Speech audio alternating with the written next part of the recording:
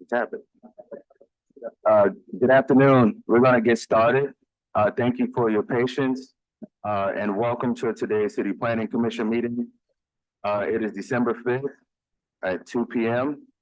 and we're going to get started first by reading the public hearing rules.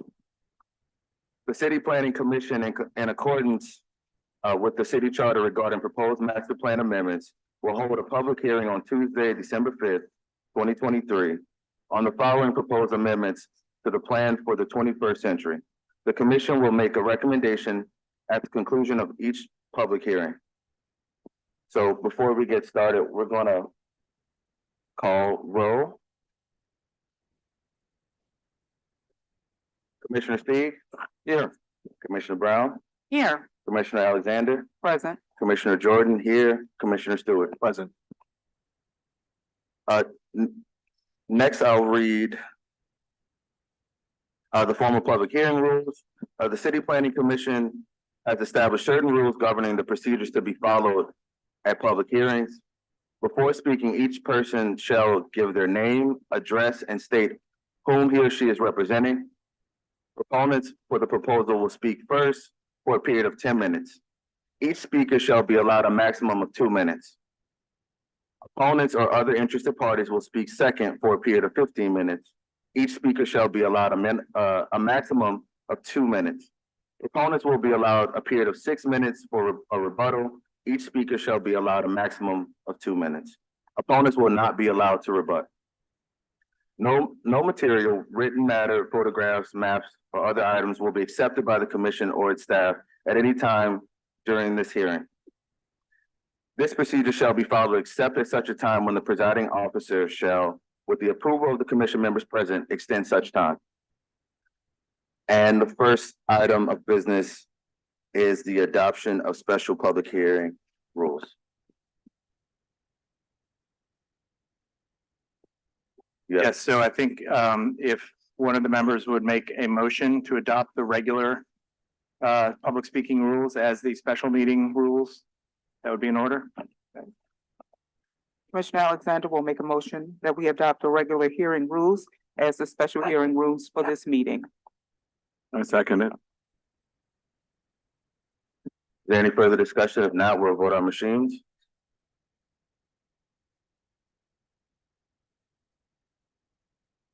Adoption of the special public hearing rules has been passed. Next up is the introduction of the 2022 to 2023 master plan future land use map amendment request. So I'm gonna do a brief overview of the process. I'm gonna turn it over to Rachel to elaborate a bit on matters that are up for the hearing today. And then I'm going to make a brief statement and ask the commission for guidance on several items that have been withdrawn. So that you can guide us, give us some guidance on how we should be responding to those. So first of all, I just wanted to have a quick update on the logistics of these master plan considerations. So first of all, because of the limited time we have in the chambers today, and for those of you who don't know, we have to be out of the chambers at 5 p.m. Because there is another agency or another commission that is scheduled to have a public hearing at that time. So it is highly unlikely that we will not get through all of the 49 items that are on today's agenda. And so we have tentatively scheduled the completion of those items for the commission's first regular meeting on January the 9th. So for today's meetings, I just wanted to get the commission's direction on how to proceed through all of the items on the agenda. And so the way I see it, there's two options. One, we can just take them in order as they come and then just draw the line at the point at which we can't move any further. The second option is to take them in order, but when we get to an item where there is nobody here to speak, that we put that to the rear. And that way we can proceed through all of the items where there are people here who have come here and taken time out of their day to come and speak to these items. So I don't want to send people away if we don't have to without having that opportunity. So those are the two options. And I think y'all should vote on adopting that agenda order. Yes, sir. Can we still take public comment on the items that have been withdrawn? That's up to you, and I'm gonna explain the withdrawals in just a minute.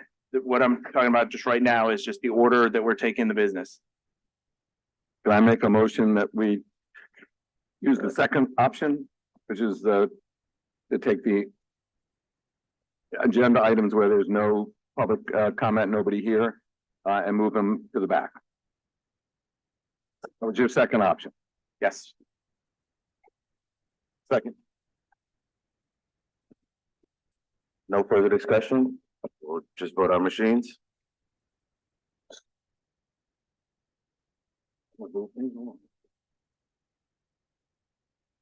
Okay, we'll move forward with the second option. Okay, two more items. One is that even with moving the remainder of the 49 items to the January meeting, there are over 50 other items that have been not been set for an agenda yet. So it's going to be highly likely again that we will not be able to get through them at our regular meetings. So next week we have an operational meeting, and I just want y'all to be thinking in anticipation of that about coming up with a schedule so that we can get through all 100+ items. And I'd like to try to get them done before Mardi Gras so that we can transmit them to the council. But just look for days on your calendars that you'd be available for special meetings. And then we can go ahead and get those dates set and noticed and scheduled. Okay. And then the last, if anyone in the audience has any questions about what I just went through, I will be available during the meeting. Just please come up and I can talk to you on this side over there. So I'm gonna turn it over to Rachel at this point. Good afternoon, commissioners. I'm going to give a brief overview of the master plan process. The New Orleans Master Plan was adopted by the City Planning Commission in January 2010 and by the City Council in August 2010. The Home Rule Charter requires a review of the master plan at least once every 5 years, but not more than once per calendar year, and at any time in response to a disaster or other declared emergency. If amendment or comprehensive revision is required, the commission shall prepare and recommend amendments or comprehensive revisions and readopt the plan. It has been 5 years since the 2018 amendment period. The city charter prompts CPC to consider whether an amendment to the master plan is necessary or desirable. In September of 2022, the City Planning Commission voted to open the master plan amendment application period to address future land use map or FLUM designations. Specifically, these changes will address inconsistencies with properties' FLUM designations and their zoning districts and/or land use. Furthermore, existing development patterns and desired development may not be consistent with their FLUM designation in some areas. FLUM categories are not the same as zoning districts, where specific rules are detailed. A FLUM category may be consistent with more than one zoning district, and site history and neighborhood context also help determine appropriate zoning for a property.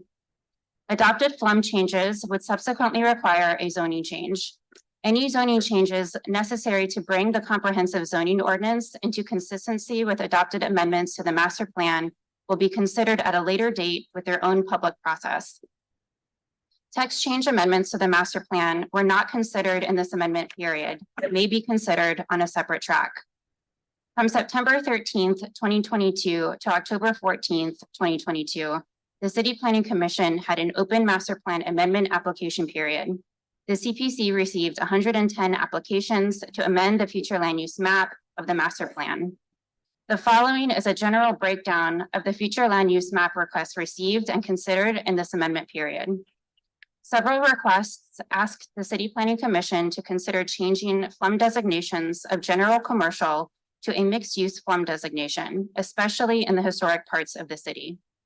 Many general commercial FLUM designated areas are in multimodal corridors that could benefit from future mixed-use development. Yeah. Changing the FLUM designation to one of the mixed-use FLUM designations could allow for future zoning changes more inclusive of residential and commercial uses.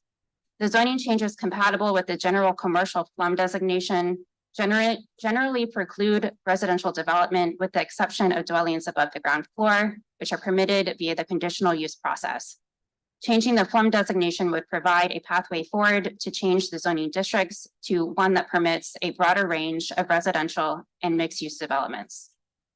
The City Planning Commission staff considered several requests that would retroactively create consistency between a site's zoning district and its FLUM designation. These sites were previously approved for a zoning change to a zoning district incongruent with their FLUM designation. Some requests were considered would create continuity for certain sites with a split FLUM designation, and the City Planning Commission staff considered several requests to change a future land use map designation of residential single-family post-war to or pre-war to a residential low-density post or pre-war designation. The residential single-family post or pre-war FLUM designations are compatible with zoning districts that generally only permit single-family residential development, despite many of these sites historically allowing for two or multifamily development. The FLUM requests would allow a future zoning change to return historic densities to these areas. The public input process for these amendment applications included 9 planning district meetings and today's special hearing, and a second hearing at a regularly scheduled City Planning Commission meeting on January 9th, 2024.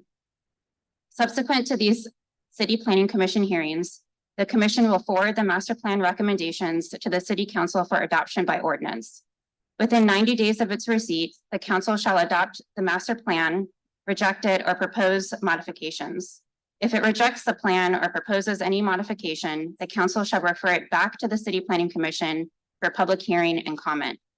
The City Planning Commission shall consider and provide a recommendation to the City Council on the rejection or modification within 60 days of receipt from the City Council and transmit the recommendation back to City Council for final adoption.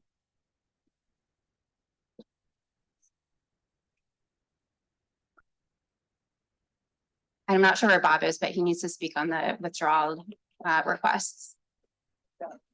Okay, he stepped out for 1 second.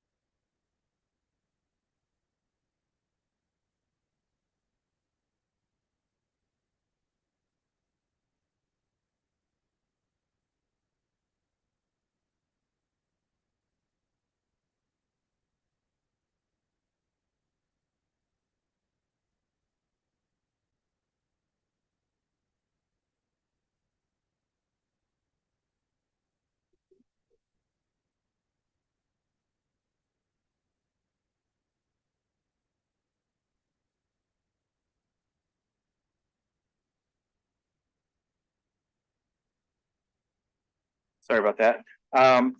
So the withdrawals. We have received a number of withdrawals. I believe there are 6 of them, and I've handed each of the commissioners a list of what those are. And just for the audience, let me go through them. It's 4 of them are on today's agenda. That's PD 2-5, PD 4-8, PD 6-10, and PD 6-11. So on each of those. I'll be happy. So on each of those, we have received requests from the applicants who submitted those proposals. In these cases, it's either going to be the council member or the mayor's office. And so each of those have asked that those be withdrawn.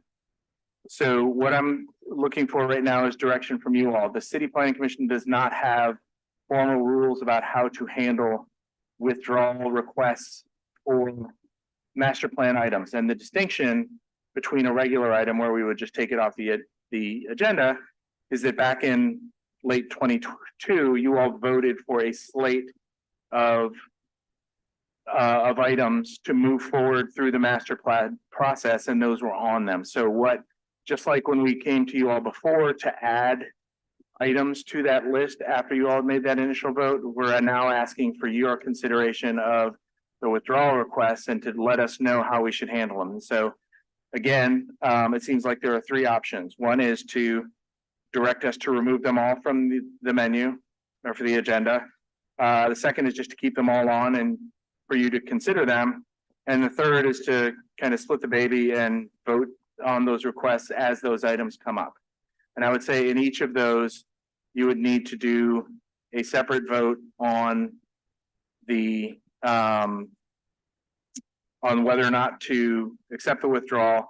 And if you decide to accept it, then a separate vote on what your recommendation is. And then in each of those cases, allow for public speaking since you will be voting on a matter. Any questions from the commission? Have any questions? So what would be if they're withdrawn, what would be the reason to go forward with them? So there are, all of them speak to larger land use issues that pertain to those individual properties. None of them were proposed by the property owners, so they were proposed by either the mayor or the and I think from our perspective as a city planning commission staff, all of them have land use merits that should be considered at some point, whether it's this process or a future process. But there are a number of land use issues that pertain to them that that a broader conversation could be warranted. But again, that decision is yours, and you're looking at it from a different perspective as us as staff. And we can't vote on them in globo, all of them, we need to take them one by one. You can certainly do an in globo vote to either accept them all or to reject them all.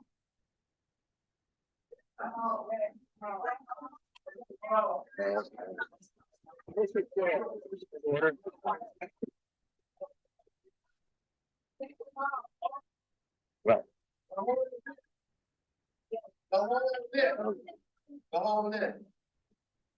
I would make a motion, but I don't want to in the least make it look like I was responding to that.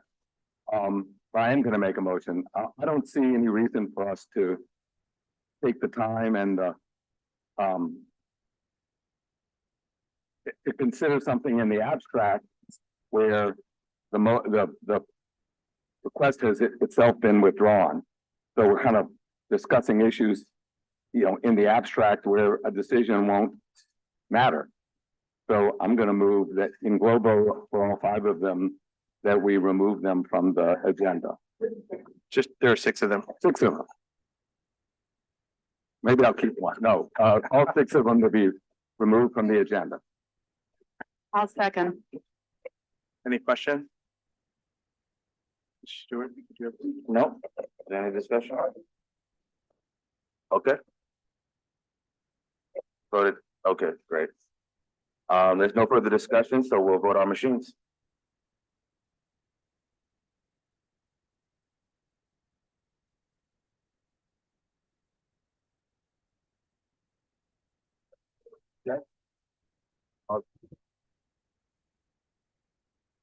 All the items have been removed.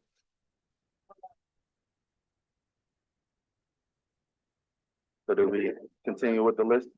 So yes, now we continue with the agenda.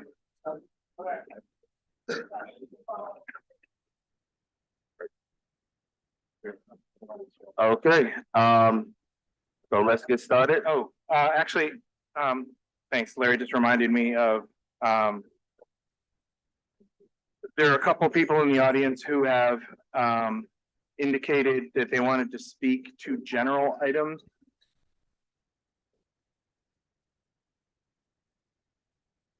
Who were interested in speaking to general items that are not up for a vote and are not on the agenda.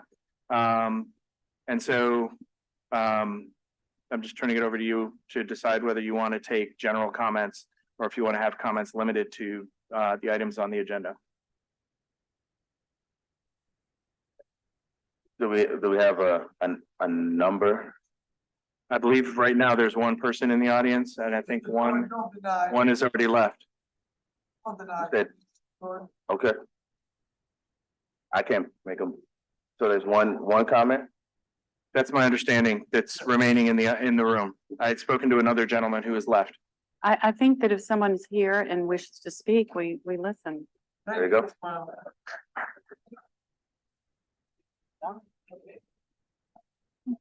I think, Mr. Marsala?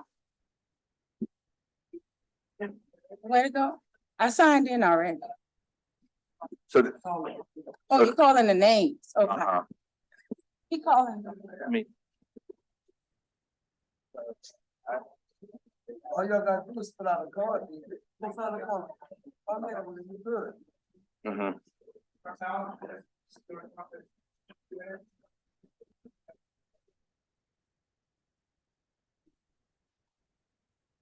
Yeah. Yeah. Yeah. That's true. Yeah, no. I have one to say.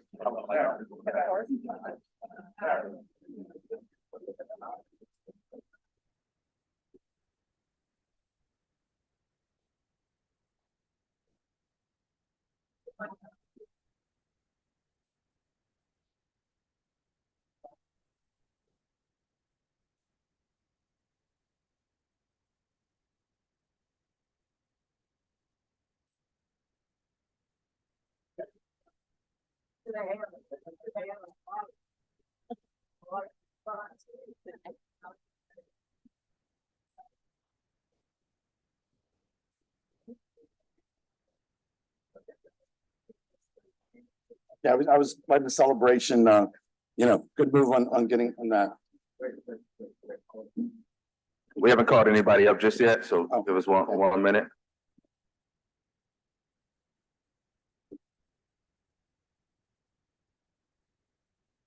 All right, I think if you have a timestamp on it, you can call in order, which we can see. no times. Just, Yeah. We're gonna go with the timestamp and then we're gonna follow him. Okay, Okay, I'll start. Mr. Chair, yep, I move that we take, no, according to our agenda, that we take 2 cards out of order for 2 speakers to want to speak in general terms that are not items identified on the agenda. is there a second? Okay, I'll second the motion. Okay, perfect. Okay, thank you. Commissioner Steve, Commissioner Brown? There's a motion put on the floor to hear the 2 general comment cards that aren't issue specific. There's a motion by Commissioner Stewart, seconded by Commissioner Alexander. So if there's no further discussion, we'll just vote our machines? Oh, take your time. Were you here for the public?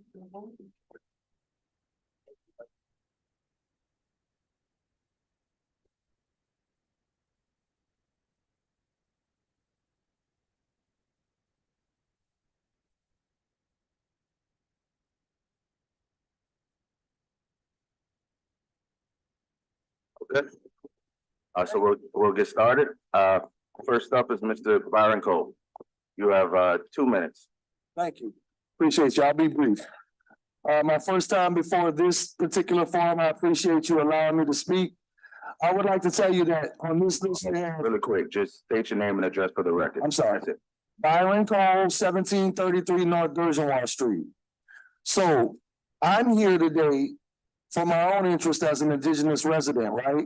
But I'm also here to say that I have represented a couple people regarding this matter where we had to come into the city council and get the assistance of JP and other councilmen because transplants were coming in here trying to change the arrangements of where we were at, right? And so everything that is being proposed here is a direct attack on all the work we've done to protect certain areas of our city. So I want you guys just please be conscious about the decisions you make. And my statements with you guys are not adversarial at this point. I just want to come and say my opinion and let you know that the voice of the people have to be heard. We cannot be overwhelmed by capitalism and the 1%. Thank you. Thank you. Next up is Mr. Charles Masala. Thank you. And thank you, commissioners and staff, for all the time you spend. I realize. Mr. Masala, just state your name and address for the record. Right. Charles Marsala, 231 North Roadway. I want to thank everybody in the room for your time. I mean, it's a lot to do, both at the staff level and the commission level. My issues, which piggybacks off of what we're hearing today, is that I actually submitted last year for a FLUM discussion on an item, and Councilman Jeruso blocked it. So I think that as we look forward, we should have the ability for the public and maybe getting so many signatures or whatever to be heard, because what happened 8 years ago was our FLUM got changed, and it actually allows for more development in West End. And I'm part of the West End Civic Association.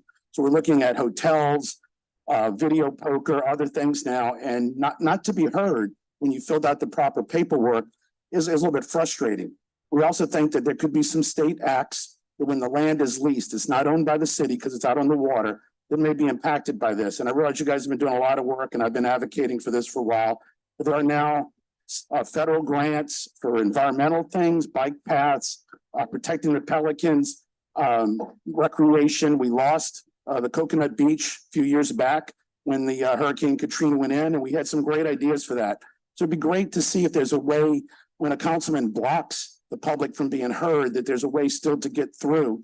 I'm gonna hold this up real quick because you can see for 100 years it was open space. And the restaurants that they're looking to, and you can see the restaurants were all on the water in Jefferson Parish. We're now actually found out today they might be asbestos. So if they now want to move those restaurants into the park, it could be a huge infrastructure problem. And by not allowing debate, we miss on getting the input that's needed. So we could have been moving forward with, like, Jefferson Parish has gotten $15 million to do Bucktown Harbor for recreation. We are still sitting there 25 years after Hurricane George's with debris. And it's time to address that. Thank you for your time. Thank you. Thank you.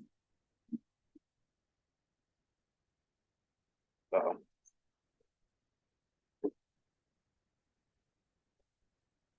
Do we know where Mr. Rivers is? Did he step out? Okay. Thank you for your comments, and now we're going to move forward with Planning District 2 FLUM amendments. So first up is Planning District 2, item number 1. Planning District 201 is a request by the City Planning Commission and Mayor's Office to change the future land use map designation from general commercial to mixed use medium density or mixed use high density for properties that front the South Claiborne Avenue corridor for approximately 0.4 miles between Toledano Street and General Pershing Street. This area is within the Milan and Broadmoor neighborhoods of Uptown New Orleans. The proposed area is zoned as C2 auto-oriented commercial district and has historically been utilized by neighborhood commercial entities. Currently, there are several national chain restaurants and box stores that accommodate high-frequency vehicle traffic. A few smaller strip malls exist that accommodate local businesses and restaurants. There is also a local place of worship and a few apartment complexes along the subject corridor. This area of South Claiborne Avenue, having the FLUM designation of general commercial, is not congruent with both the immediate eastern and western sections of South Claiborne Avenue, which both have the mixed-use medium density FLUM designation. The applicant recommended either changing the FLUM designation to mixed-use high density or mixed-use medium density. The mixed-use high density FLUM designation is geared towards suburban auto-oriented high-intensity commercial properties. For instance, the MUH designations allows for C3 heavy commercial district, while the MUM designation, mixed-use medium density, restricts that zoning district. South Claiborne Avenue is a major thoroughfare that offers a wide range of job opportunities and access to the major job centers via walking and transit. Changing the FLUM designation to mixed-use medium density designation would enable a more cohesive and longer stretch of South Claiborne Avenue to have the same opportunities for future development with a wider range of zoning districts that allow for more residential uses. Therefore, staff recommends approval of the FLUM designation change to mixed-use medium density, which would encourage future developments that increase the number of housing units while encouraging more neighborhood-scale commercial developments that allow residents to walk or take transit along the corridor for work or retail purposes. Thank you. We have two cards, an information card from Lee DuPont.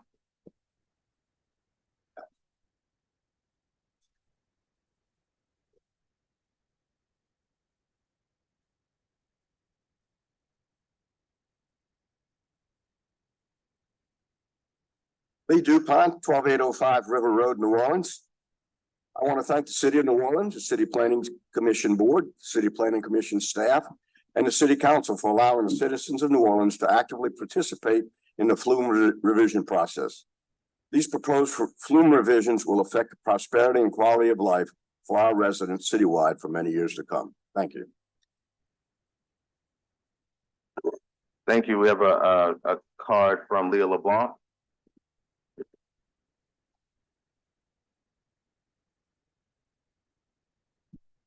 Hello, my name is Leah LeBlanc. I live on Oak Street and I work for the Greater New Orleans Housing Alliance and Housing NOLA. We support this amendment as a means to promote transit-oriented development in the city. What's Thank her you. address? She did not give an address. We don't know if she lives here. 7430 Oak Street, Apartment B, New Orleans, 70118. Thank you.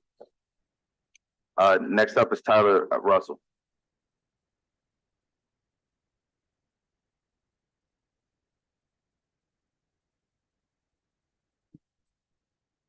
Good afternoon, Commissioners. I'm Tyler Russell, Director of the City's Office of Community Assets and Investment. Our office focuses on the convergence of housing and land use policies to create equitable, inclusive, amenity-rich neighborhoods in New Orleans. Our office and the City's Office of Economic Development served as the point offices for the administration's master plan amendments. We submitted a handful of requests on behalf of other outside public agencies. I just want to express my support for CPC staff recommendations on this item. Additionally, the Biden administration is giving priority in federal grants to municipalities that remove zoning barriers to housing. So this and other changes like this could help the city be given priority for federal grants. Amending this FLUM to MUM can help provide a range of complementary uses that were previously prohibited. Changing the FLUM could help with transit-oriented development. And the greater range of uses could potentially help reduce vacancy in this area and bring more vacant parcels back into commerce. Thank you for your time and consideration. Mr. Russell, state your address for the record, please. 1340 Poydras Street. Thank you. Thanks. Next up is Dwight Norton. Is every citizen able to use their address, how to work as their address? That's what he just did. Yeah, that's an office building. What kind of rules they got? Hold on. Hold on. Mr. Chair, I'm going to ask that, I think that comments from the public who don't have the floor is out of order, and I'm gonna ask that those types of comments not be allowed, because otherwise we're gonna have chaos all afternoon, Give an address, sir. like that. Yeah, because it's clear where you're at. There's an order we established in the beginning. What's his address? His address is 1340 Poitras, and he works for the city. I would say, and he gave the name of his office. I would say that is a totally sufficient address. Mr. That's. Mr. Norton. That's a issue in our city right now. And that's all. I'm not gonna be belligerent. I'm gonna stop right there, but that's the issue in our city. 2 sets of rules. What's happening? He done come in there and made a carte blanche statement against the will of the indigenous. He ain't from here. What's his address? Mr. Norton. Good afternoon. My name is Dwight Norton. I was born at 2219 South Salcedo Street. I moved to 3 Spanish Fort Boulevard in high school, and I have been residing at 700 Turo Street for the last 12 years. I currently work for the Regional Transit Authority, where I'm the Chief of Planning and Capital Projects. And I'm here to talk about the transit portion of transit-oriented development that we've heard about, and how we are committed to delivering the kind of quality transit infrastructure that allows for all kinds of access to opportunity, but that only works in close coordination with the other components of land use, and why these kinds of activities and coordination are so important, and why we've been working with the city and the City Planning Commission staff specifically for the last several years on a transit-oriented community study to help derive at these exact sort of recommendations that you see before us, so that we can help address one of these key barriers, which is a break between where we build transportation infrastructure and where we put certain land uses, right? And we know all too often in so many instances that we have to go way out of our way to try and serve residents. And we see new developments come out online that are very well meaning, but are actually putting people on islands further away from access to opportunities, jobs, grocery stores, right? And so we are making it harder, more difficult, and more expensive when we separate transit and land use. And so we're here to kind of talk about in support of this whole general direction of creating greater alignment in these specific areas where we're creating much greater diverse opportunity of land use types that allow for people to be able to live, work, and play, have places to live that isn't so burdensome, doesn't make it so much more difficult and more expensive for them to get around, and also make the ability of us to deliver transit service more difficult by going in circuitous and out of the way routes. So I think we're going to talk generally about this and the specific amendments around this that are in line with the transit-oriented community studies that we work to develop recommendations around, and the overall goal that we're trying to support in terms of bringing where people live and how they get around together. Thank you. Mind if I add on? You have a card? I don't have a card. You need that. Tapping onto it. This is my colleague at RTA, Joanna Farley. I need you to fill out a copy. Okay. I can get her card. I can get her card if you want. Okay, if you wanna, if. Go ahead, I'll be sure. Thank you, Commissioner. My name is Joanna Farley. I work for the RTA. And just sort of adding to Dwight's comment right there, we just Really quick, just your address for the record. 1011 North Rocha Blade. Thank you. The RTA would like to speak in support of these amendments that are moving away from general commercial future land use map designations and towards the mixed use medium and mixed use high.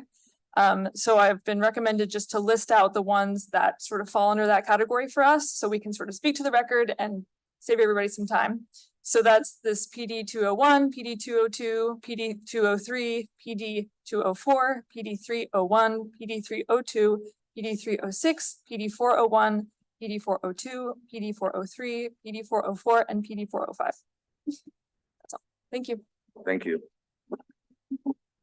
We have no other comment cards on this item. Is there any discussion or a motion? Questions for staff?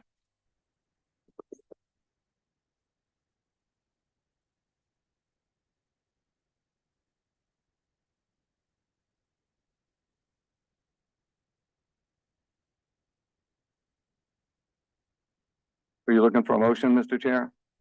Yeah, move approval in accordance with staff recommendation. If we have, no, move approval. Is there a second? Second. There's a motion on the floor by Commissioner Steve, seconded by Commissioner Brown. Is there any further discussion? If not, we'll vote our machines.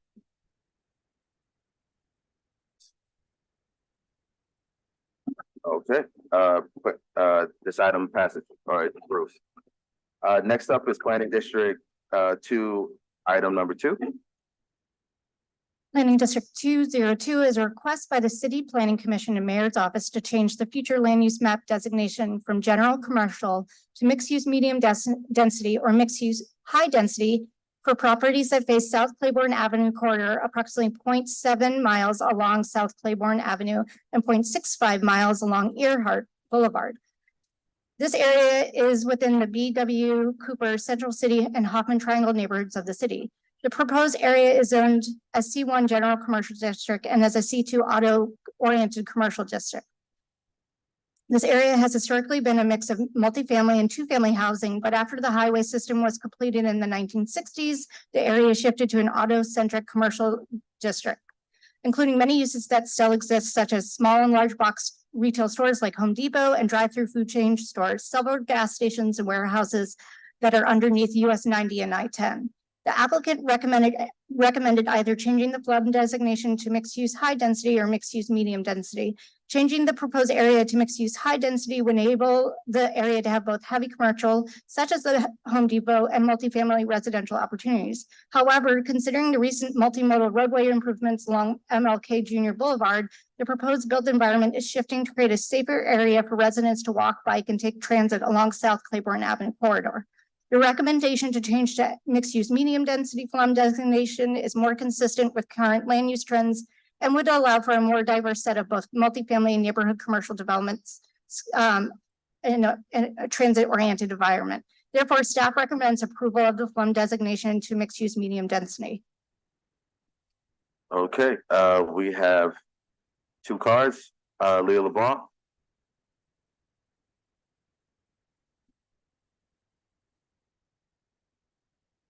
Hello, my name is Leah LeBlanc. I live at 7430 Oak Street, and I work for the Greater New Orleans Housing Alliance and Housing NOLA, and we support this amendment application as a means to promote transit-oriented development. Thank you. Thank you. Next up is Tyler Russell.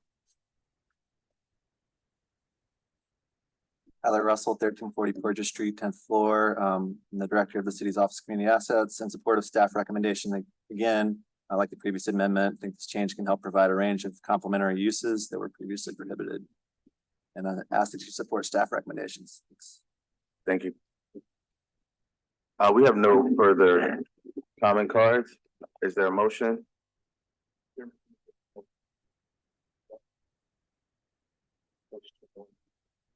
I'll move to approve. A second. We have a motion on the floor, Commissioner Brown, motions to approve, seconded by Commissioner Alexander. Is there any further discussion? If not, we'll vote our machines.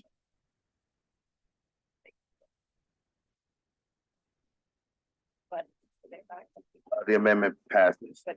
Next is Planning District 2, item number 3. Planning District 203 is a request by the City Planning Commission to change the future land use map designation from general commercial to mixed-use medium density for the property located at 1901 Chapatula Street, which is currently the location of a Walmart supercenter. The subject site is approximately 732,880 square foot property in the St. Thomas development neighborhood. The site has historically been occupied for industrial purposes and is zoned as C3 heavy commercial district. The property is also located in the Lower Garden National Register of Historic Places. The subject property's current future land use map designation is general commercial. This FLUM designation only allows for commercial land uses, including auto-oriented and heavy commercial, with residential uses restricted to the above the ground floor via the conditional use process. The zoning districts permitted under the GC FLUM designation limit residential uses, promote auto-centric commercial uses, and are suburban in their design standards, all of which are inappropriate for this historic part of the city. Although a zoning change may not be needed today, in the case that the Walmart closes or relocates in the future, changing the FLUM designation to mixed-use medium density enables future development to encourage a mixed of residential and commercial businesses to exist in a prime location near job centers and along a high-frequency transit corridor. Therefore, staff recommends approval of the designation change to mixed-use medium density. Okay, we don't have any comment cards on this item. Are there any questions? I'm sorry?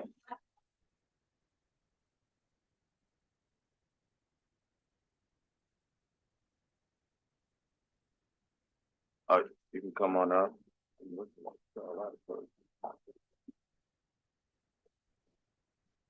I can fill out another card if I missed it. I have like 50. I'm Leah LeBlanc. I live at 7430 Oak Street. Work for the Greater New Orleans Housing Alliance and Housing NOLA, and we support this amendment as a means to expand future housing opportunities in older neighborhoods. Thank you. Thank you. There are no other cards. Is there a motion on the floor? I move approval. Is there a second?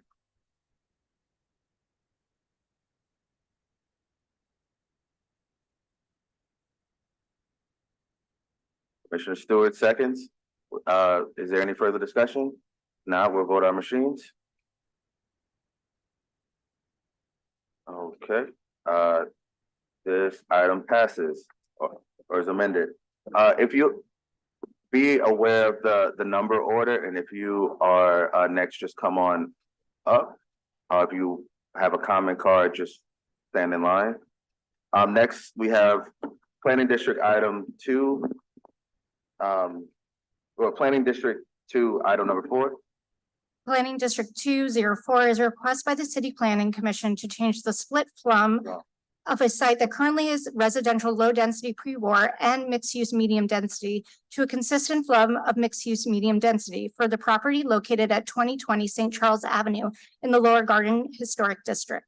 The subject site is approximately 62,432 square foot property and is currently the location of New Orleans and Company, a marketing organization and private economic development corporation. The proposed site is split zoned as a MU mixed use medium intensity for the building facing St. Charles and a HURD2 two-family residential district for the rear parking lot. Within an HURD2 district, higher residential densities are permitted when there is an affordable housing component, but the district limits non-residential uses to only a few types of neighborhood, commercial, and institutional uses. Considering the site's proximity to both the St. Charles streetcar line and jobs in the Lower Garden District and Central Business District, if the parking area were to be developed in the future, changing the FLUM designation to mixed-use medium density for the entirety of the proposed site would encourage pedestrian-scaled commercial activity, encourage more walkable and transit-oriented development patterns. Therefore, staff recommends approval of the FLUM designation to change to mixed-use medium density for the entirety of the site. Thank you. We have one comment card from Nicole Bell. Good afternoon, Nicole Bell, 800 Barone Street. I'm here in support of New Orleans and Company. As staff mentioned, this is a split zone lot. The suggested change to MUM brings consistency to this site, so we support this and we thank you for your time. Thank you. There are no other comment cards. Are there any questions for staff? If not, I'm looking for a motion. I move to approve. Second. Commissioner Brown moves approval, seconded by Commissioner Alexander. Is there any further discussion? If not, we'll vote our machines.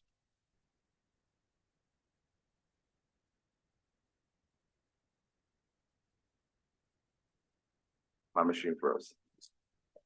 Thank you. Okay, this amendment passes. Next up is Planning District 2, item number 5. I just want to note for the record that this item has been withdrawn, and that concludes amendments for Planning District number 2. Next is Planning District number 3 amendments. First up is Planning District 3, item number 1. Planning District 301 is a request for the City Planning Commission and City Council District B to change the future land use map designation from general commercial to mixed use medium density The proposed site is the location of the Riverside Market Strip Mall, which extends from 5300 to 5400 Chapachula Street. Commercial activity includes a mix of big box stores, a large medical health center, dental office, cleaners, nail salon, restaurant, and a few other general commercial entities. The land use pattern in this portion of the West Riverside is a mix of high-intensity industrial activity along the Mississippi River and general commercial and neighborhood commercial mixed with medium-density and low-density residential across Chapachulas. Despite the proximity to other neighborhood residential and neighborhood scale commercial developments in the area, the commercial zoning districts that are compatible with the site's current FLUM designation prohibit all residential development except for dwellings above the ground floor through the conditional use process. Therefore, staff recommends approval of the FLUM designation to change to mixed use medium density, which would allow future zoning change to a mixed use zoning district that permits a broader range of uses that are more aligned with the city's goal to construct and support more housing units and commercial businesses and mixed use development patterns along major corridors. Thank you. We have one comment card, Mike Sherman. Good afternoon, Mike Sherman, 800 Barone Street. We represent the property owner. This is the Winn-Dixie Anchor Strip Shopping Center on Chapatulas. We thought staff's report was spot on. This is a fantastic opportunity to create additional housing opportunities uptown. And it's a fantastic opportunity for a transit-oriented development. This one actually was stimulated by Planning Commission staff, not by the property ownership, but it has generated significant discussion by the property owner. And we actually hope if this passes and a zoning change follows, we can be here in the next year, actually, with a mixed-use redevelopment as some of the big box leases expire, have something uptown to be very proud of, and the city can have more housing opportunities. Thank you. We have another card from Leo LeBlanc. And these are all the cards we have for item number 1. If you want to comment, please fill out a card. Can someone grab the card? Hello, my name is Leah LeBlanc, I work for the Greater New Orleans Housing Alliance and Housing NOLA, and I live at 7430 Oak Street. We support this amendment as a means to expand future housing opportunities in older neighborhoods. Thank you. Thank you. Want to come on up and state your name and address for the record, please? Tori Emmerling, 6334 Annunciation Street, New Orleans, Louisiana, 70118. We have a soft opposition to this proposal. It's not a hard opposition. I also am a member of ARNA, which is Audubon Riverside Neighborhood Association, which is the neighborhood association in this area. We certainly support all residential development within our area. We promote the neighborhood environment. The soft opposition is this. That zoning change for this specific site is a sort of one size fits all approach. Here we have commercial enterprises that are really supporting the surrounding neighborhood, grocery stores, things of that nature. We also simultaneously have been having proposals, as you'll hear later down the line, for more dense and inconsistent commercial developments that are not in line with supporting the surrounding neighborhood. Our concern is that if MUM is approved here, it will just allow for those developments to skip over a couple lots and come right where this Riverside Marketplace is. This area is extremely walkable. We believe that if residential development was more profitable than the commercial enterprises right now, it absolutely would have been done. This is some of the highest priced property in all of the city. It is extremely dense, and we would support residential housing, but we sincerely fear that if this is changed to MUM, that housing option goes out the door. We would support a change to mixed use low density, which would also favor residential development, but simultaneously protect the surrounding residential neighborhood from inconsistent commercial development. Thank you. Thank you. I have a question for the speaker. Yes. So can you amplify on that, how the proposed change would act against residential and allow, I forget your exact word, inappropriate commercial, and what do you have in mind and how would that happen? Sure. So further down on the docket, you'll see that there are two different zoning designation requests for the change to the FLUM, where the request is to be made to MUM, which is what is proposed here. The staff in that context recommended that that designation request be denied. And the reason why is because it's inconsistent with the surrounding residential neighborhood zoning. It would constitute spot zoning and things of that nature. If you look at the reason why that MUM was requested in that specific context, is so that it could be done for institutional use, for example. Institutional use could be unlimited potentially to anything that fits within that institution's master plan. It is not necessarily something that would be coextensive or support the surrounding neighborhood. So if the City Planning Commission staff believes that MUM is inappropriate for one block next door, it certainly would be inappropriate here for the same reasons. It could be a parking garage, it could be light industrial activity, it could be all sorts of things that could be put there that are not residentially focused. Thank you. And then staff, can you respond to that?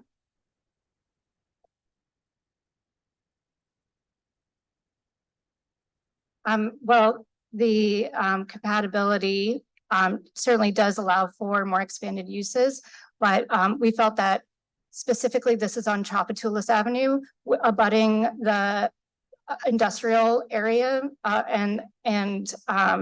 but separated by the flood wall.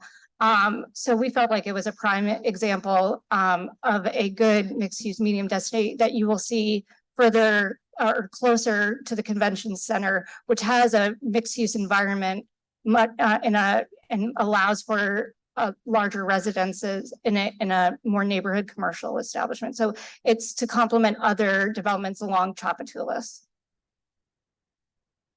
And how does the current zoning not, what is it? How does it not allow these types of uses?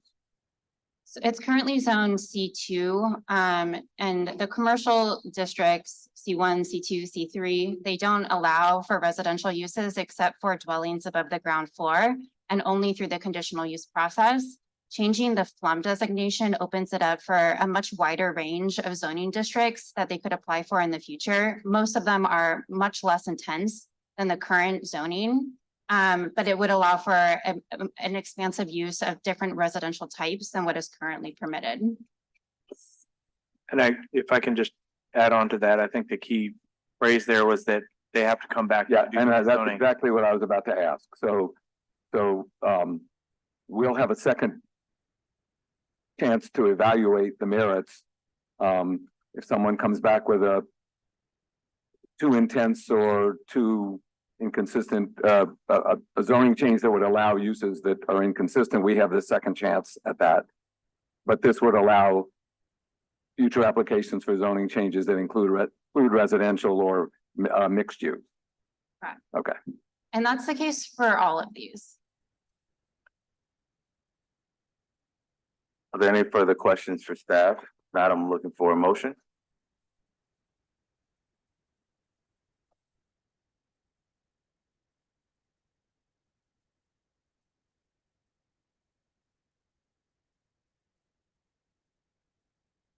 I'll move approval.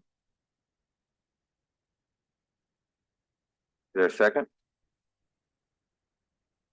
I'll second. We have a motion on the floor from Commissioner Steve for approval with a second by Commissioner Brown. Is there any further discussion?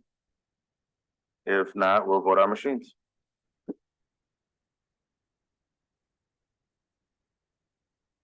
And the amendment passes. Next up is Planning District 3, item number 3.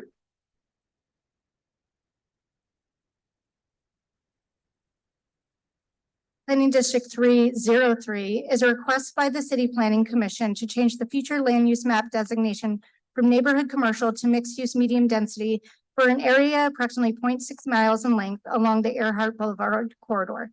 The petition area is very auto-centric and land uses generally consist of warehouses, small box retail stores, and a few residences. There are a few parcels undeveloped along the side streets. South Carrollton Avenue is the major intersecting thoroughfare, which has 6 lanes of traffic and a streetcar line. The event venue space Rock and Bowl, the College Inn restaurant, and a Save-A-Lot are included in the petition site along this intersection. The current FLUM designation of the petition area is neighborhood commercial.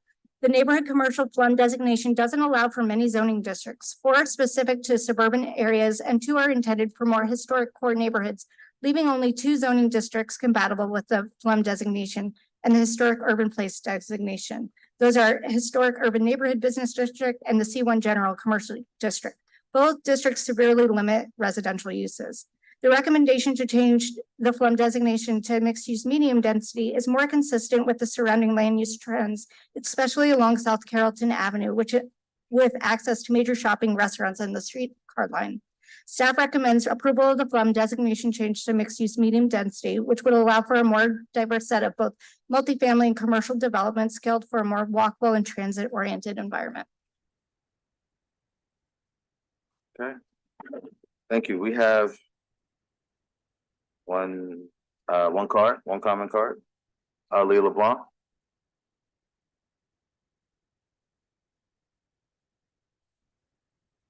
Hello, my name is Leah LeBlanc. I live at 7430 Oak Street. I work for the Greater New Orleans Housing Alliance and Housing NOLA, and we support this amendment application as a means to expand future housing opportunities in older neighborhoods.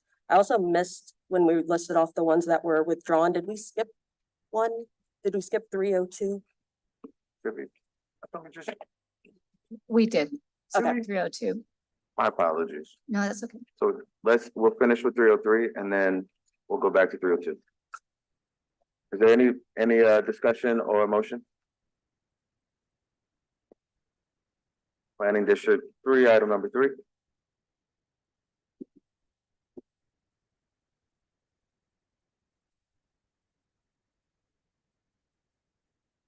I'll move to approve.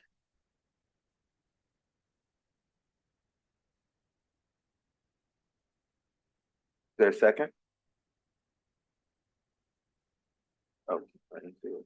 Okay, we have a second from Commissioner Steve. Is there any further discussion? Now we'll vote our machines.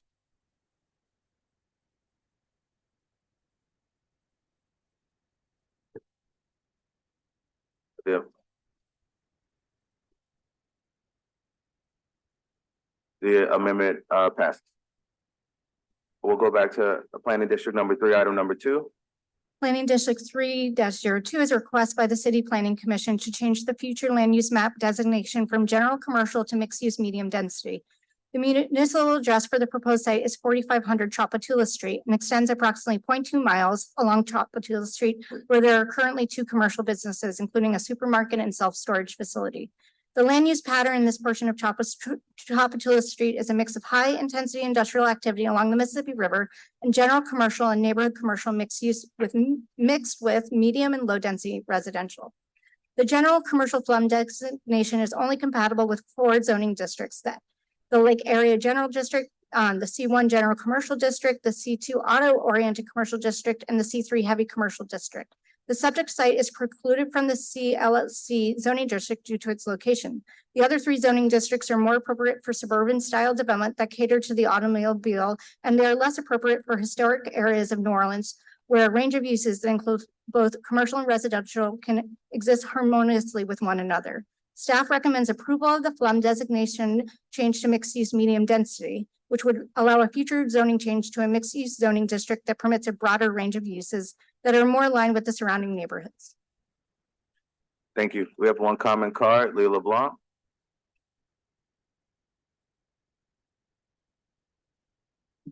Hello, my name is Leah LeBlanc. I live at 7430 Oak Street. I work for the Greater New Orleans Housing Alliance and Housing NOLA, and we support this amendment application as a means to expand future housing opportunities in older neighborhoods. Thank you. Thank you.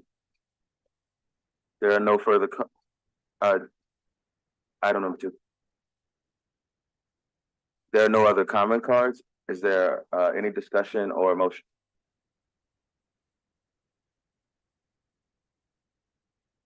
I'll move for approval. Is there a second?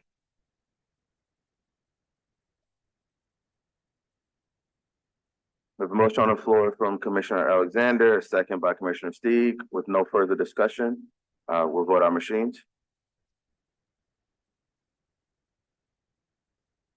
And the amendment passes.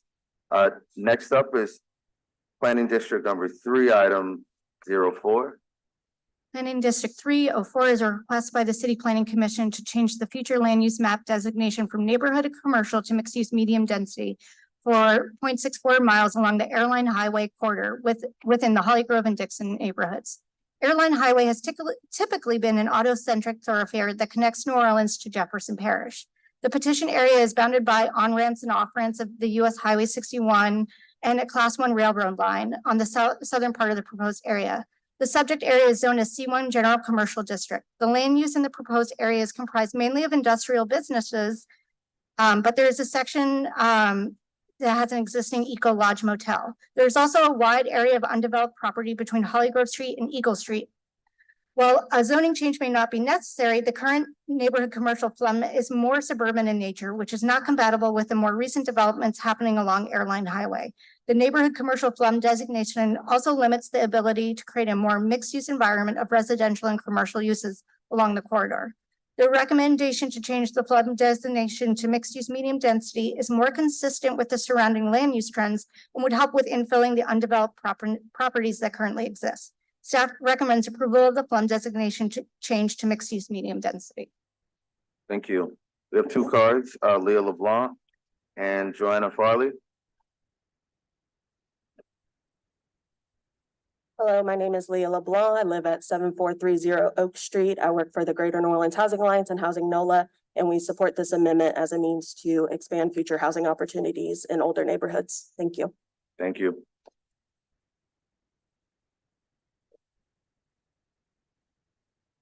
Hey, I'm Joanna Farley. I think my comment is for PD 601.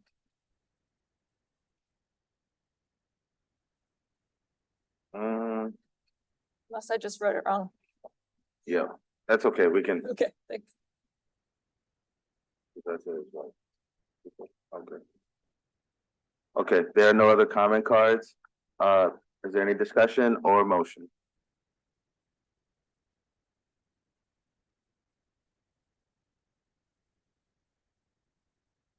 I move approval. Is there a second? Second. We have a motion on the floor from Commissioner Steig, a second by Commissioner Brown. With no further discussion, we'll vote our machines. And the amendment passes. Next up is Planning District 3, item number 5. Mr. Chair, before staff reads the report, I have to recuse myself on 305, 07, 08, 10, 11, and 12. And that's gonna, if I understand it right, that's gonna deny us a quorum. So, I just wanted, wonder if we can take that up, slightly out of order. I skipped 06 and 09 because I don't recuse myself on those. But Give us the numbers again. 5, 7, 8, 10, 11, 12. So if, I don't know where to go from here except to announce that we don't have a quorum and we can't take it up, but if we could do that all at the same time, we could save me doing that every time individually. Yep. Yeah, there's no action that needs to be taken. So do I need to leave the room to like usual? no, because they can't take any delivery. They can't talk about it. So right, we just have to skip them. So you said 5, 7, 8, 10, 11, and 12? Right. And the applicant is aware of those. Are the applicants for any of those items here? Yeah, the rep from Tulane.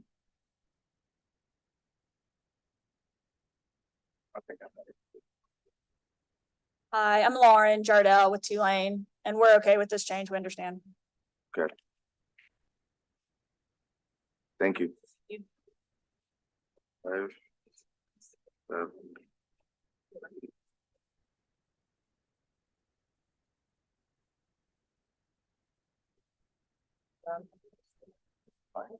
So we're gonna go to Planning District 3, item number 6. Planning District 3, item number 6 is a request by Council District A to change the future land use map designation from low density pre-war to institutional or mixed use medium density for a development site that occupies 10 parcels of land along Chapatula Street and adjacent to the Children's Hospital campus. The site consists of 1 2-family dwelling and 12 multifamily structures. The petition site is currently zoned as HURD2 2-family residential district. The applicant has requested a land use designation of mixed use medium density. to support not only the existing multifamily residential development, but to be compatible with future redevelopment of the site for a mixture of uses, potentially including commercial, retail, and office space. Given the site's historical and current use as multifamily residential, the suggested residential medium-density pre-war flum designation is more aligned with the petition site than its current pre-war residential low-density designation. The request of mixed-use medium density would not be in keeping with the primarily residential development pattern fronting Chapatula Street from Arabella Street to Audubon Park, excluding the LSU Health Services Center, Uptown Campus, and Children's Hospital site. Therefore, the staff believes that the existing multifamily development would be best captured under the range of uses within the pre-war residential medium density designation. The pre-war residential medium density designation is necessary for the current use of the site as primarily supporting multifamily residential dwellings. So this modified approval would allow for more compatible development at the site. The staff believes redevelopment is more likely to happen if the property is allowed to contain multifamily units. Therefore, that is our modified recommendation. Thank you. We have three comment cards. Nicole Bell, followed by Mike Sherman and Victoria Emmerling. Nicole Bell, 800 Barone Street. We just want to say that we thank staff and we support staff's recommendation because it reflects what the property is actually used for. Multifamily housing, which includes some affordable units. There are currently no development plans, so this designation is consistent. Thank you. Thank you. Call for Mike Sherman. Okay, we have one card in opposition. That's Victoria Emmerling. Victoria Emmerling, 6334 Annunciation Street, New Orleans, Louisiana, 70118. This is a half opposition, half in support. So we support wholeheartedly the staff's recommendation that the requested flum designation change be denied. MUM is totally inconsistent with this area, particularly where the city is in a housing crisis, and changing it to MUM where it currently has residential housing will undoubtedly lead to the destruction of residential housing in that area and development as part of the institutional plan for its neighbor next door. So on that side of it, we absolutely support CPC staff's recommendation that the requested designation change be denied. It would be an appropriate spot zoning. Neighborhood is in full support of that. The soft opposition is simply that they recommend that there be a medium density residential designation. The same zoning is allowed for residential development under a low density designation, except that the low density also allows for one additional residential zoning development. So on that basis, we would recommend that it be designated pre-war low density, which would be consistent with the entire surrounding neighborhood and bring it in line with that. We do support the multifamily housing that is there. I think through some of the amendment process that we were here for last year, you can also do multifamily even if it wasn't zoned currently as it is. We support maintaining the housing as is. We don't want to see the 12 multifamily developments that we have there disappear. Again, this is some of the highest land in the city and should be preserved and reserved for residential use. Thank you. Thank you. We have no other comment cards. Are there any questions for staff? Yeah, staff, can you repeat the staff recommendation on this one? We're recommending modified approval to residential medium density pre-war.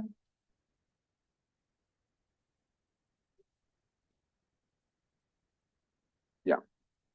So the comment we just heard mentioned the word denial, but that's what I'm struggling with. She said she supports the staff recommendation of denial, but then asked that it be low density rather than medium, if I heard her right. Okay, so currently it's residential low density pre-war and the applicant is requesting a mixed use medium density. So we're recommending something slightly less intensive. So it's modified approval. Okay. What you're asking for. And I'm understanding from the comment that they're in support of pre-war low density. I haven't had a chance to really understand that comment fully.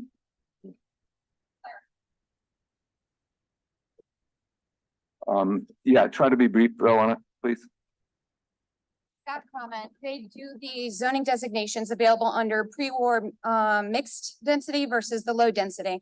They are exactly the same on the chart that they have, except that you have our residential one family also allowed under the pre-war low density. That is not allowed under pre-war mixed density. So in our opinion, we like to promote as much residential zoning designations as possible. And we also believe it would be consistent with the designation of the surrounding area to maintain it as pre-war low density.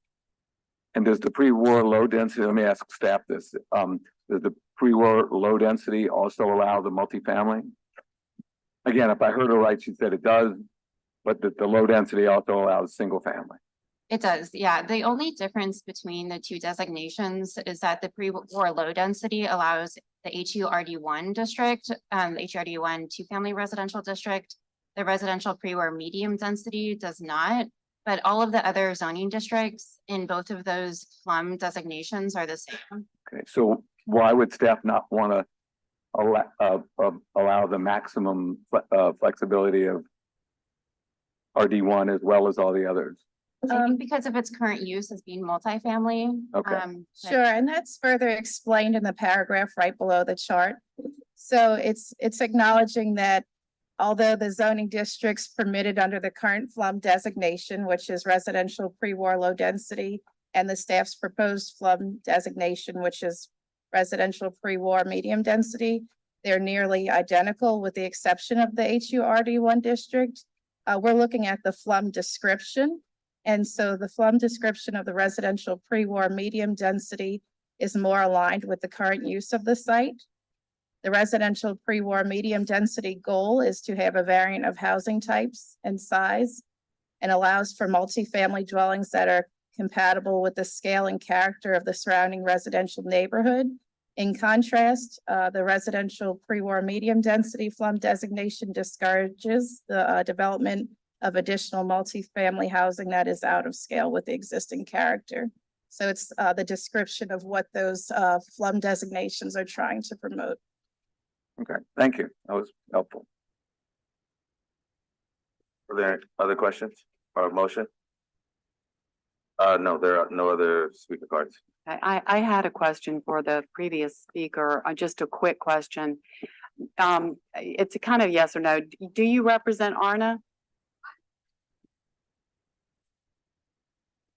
I see it. Yeah, I've got it. You're in line with, okay. Clear.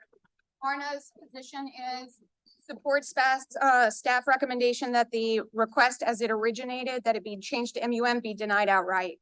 It's a soft opposition to the change to residential medium density, but we would prefer it be kept low density to allow maximum residential development, and as well as to keep it in line with the surrounding designation, which is all low density.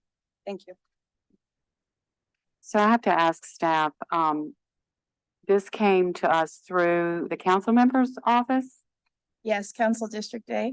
Okay, and ARNA is saying that they're opposed to it in their in the packet here. And so I guess that is just they just don't agree with the council person on this and then staff, and for the reasons that the previous speaker stated that it limits housing types.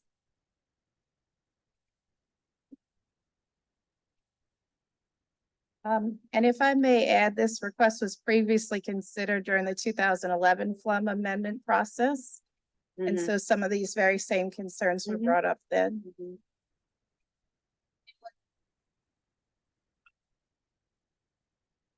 Are there any other questions for staff or a motion? So I hate to do this, but I'm gonna ask for clarification. Again, we heard that the neighborhood people ask support denial, but if I understand it right, if we were to support the recommendation for modified approval, that would constitute a denial, so to speak, of commercial use and limit it to residential. And the only question is whether it's medium density or low. Is that correct?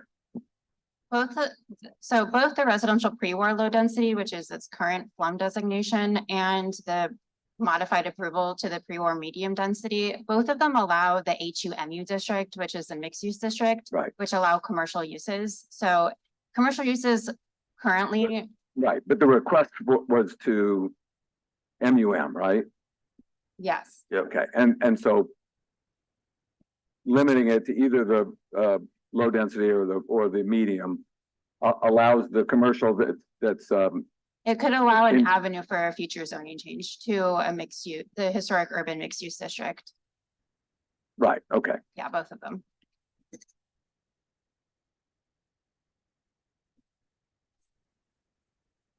Is there a motion? Or any last questions? So I'll move approval in accordance with staff recommendation. Is there a second?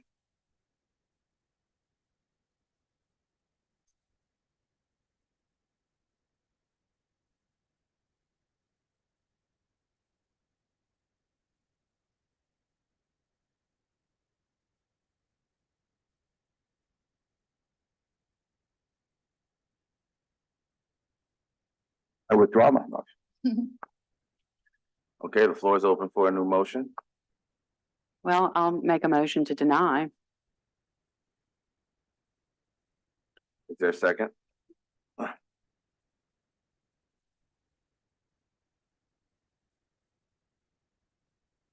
What would be the effect of the motion to deny?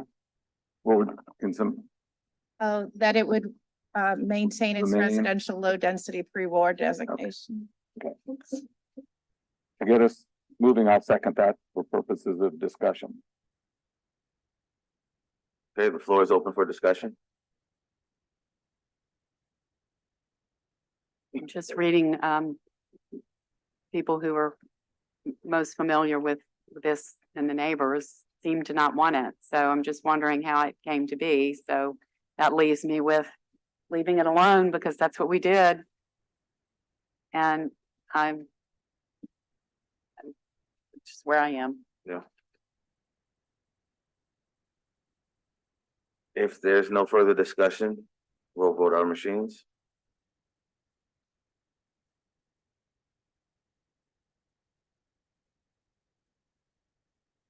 That's right.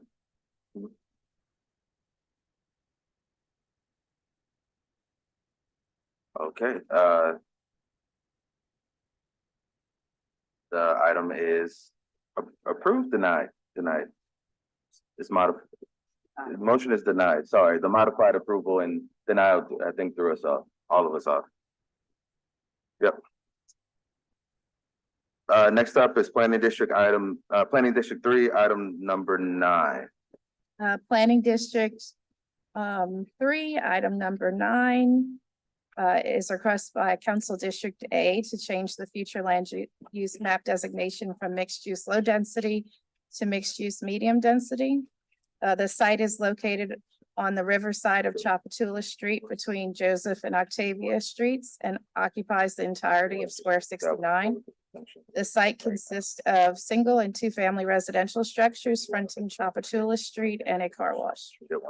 The applicant would like to pursue a future zoning change to MU1 medium intensity mixed use to permit a category that promotes mixed use construction.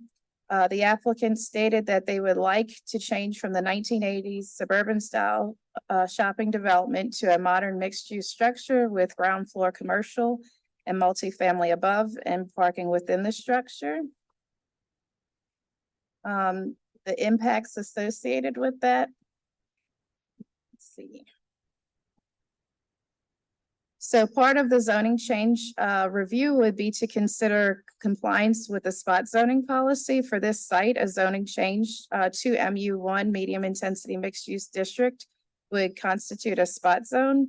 And therefore, the staff recommends denial of the FLUM designation change to mixed use medium density. Thank you. Do we have any speakers here? There's only one card in opposition. Okay, Victoria Emmerling.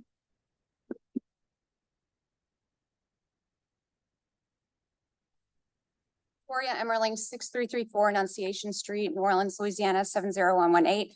Also, just for clarification, I grabbed the wrong card. I just put my name down on whatever. We're not in opposition. So I personally and Arna are in support of the staff's recommendation that this be denied.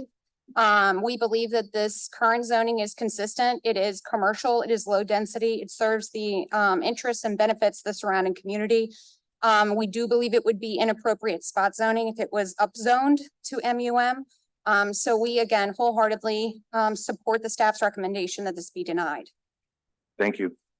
There are no other comment cards. Are there any questions for staff? If not, I'm looking for a motion. Motion for denial in accordance with staff recommendation. Is there a second? Second. We have a motion for denial from Commissioner Steig, seconded by Commissioner Brown. Is there any further discussion? If not, we'll vote our machines. And this amendment is okay. That concludes Planning District 3 Flum amendments.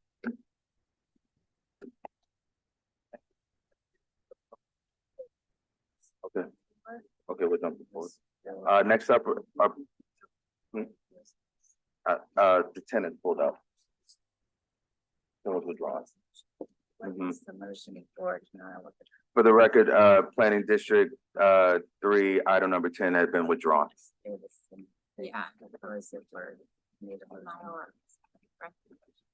And 11 and 12.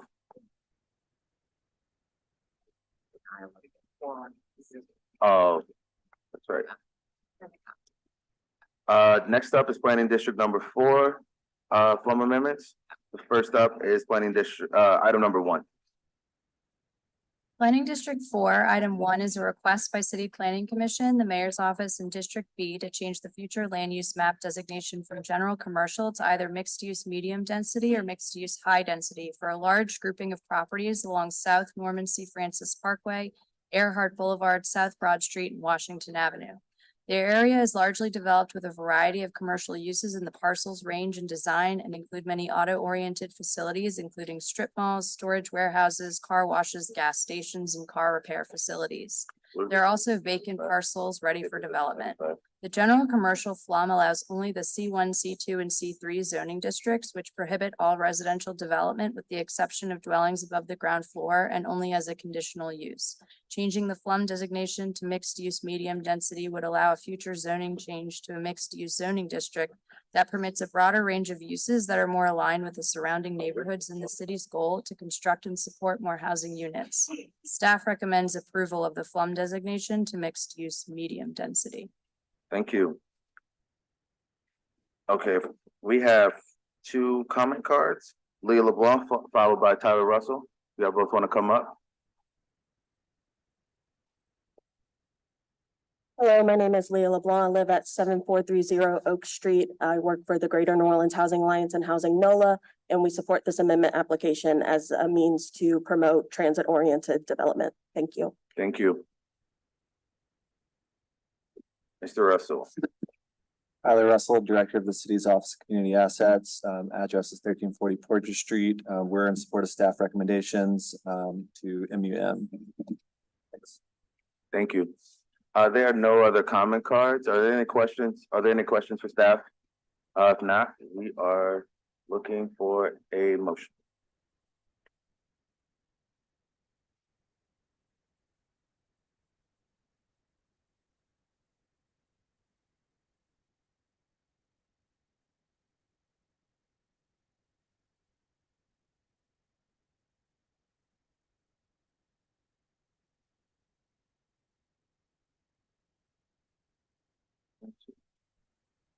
My motion is to follow staff recommendation.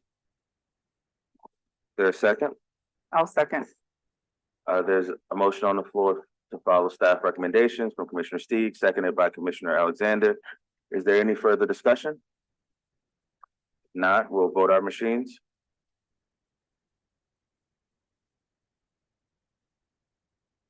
And this amendment passes.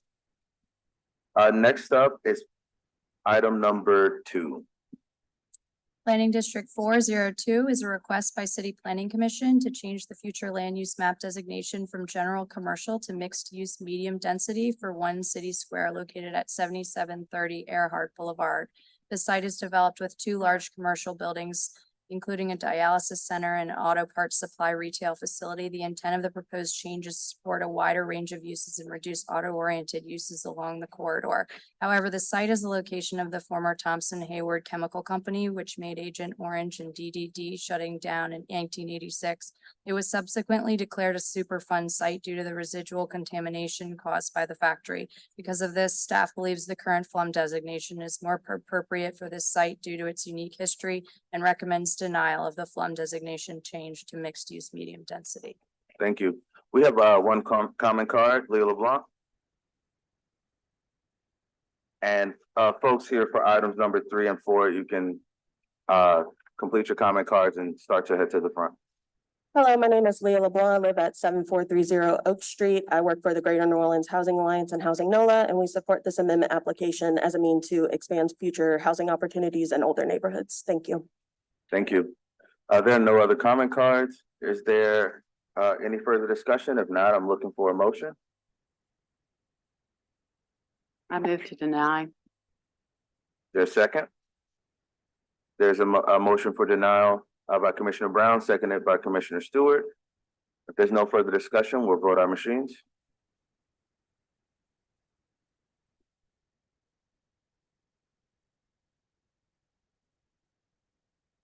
Just for clarity, it's a motion to deny staff's recommendation. To deny the application. Okay. And to go with the staff's recommendation for denial. I'm sorry, I should have made that clear.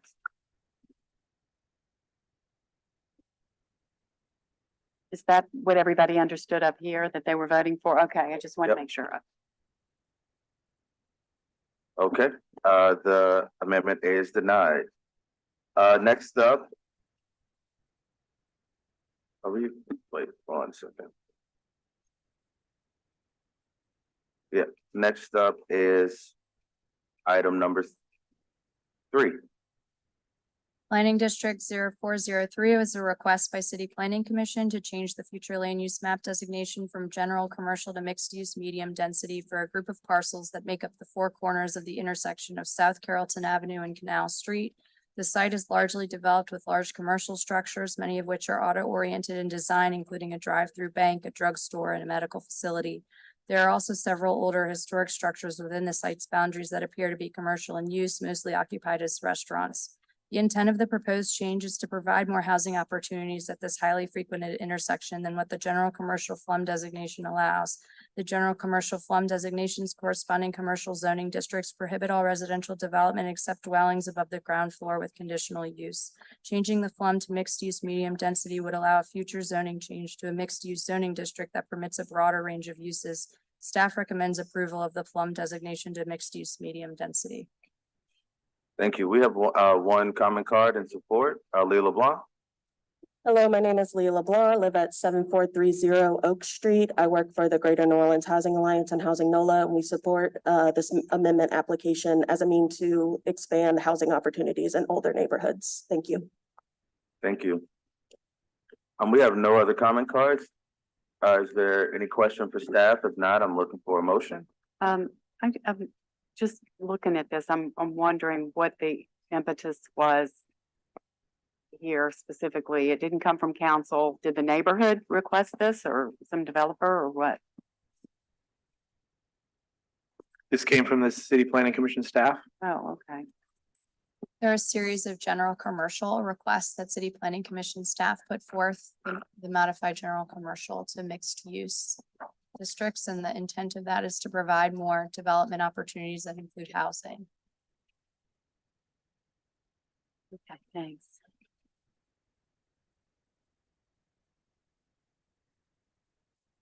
So I move approval in accordance with staff recommendation. We have a motion for approval by Commissioner Steve, a second by Commissioner Stewart. Is there any further discussion?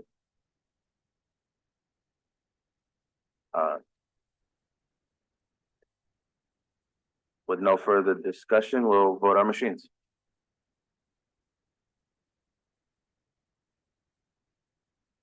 And the amendment passes.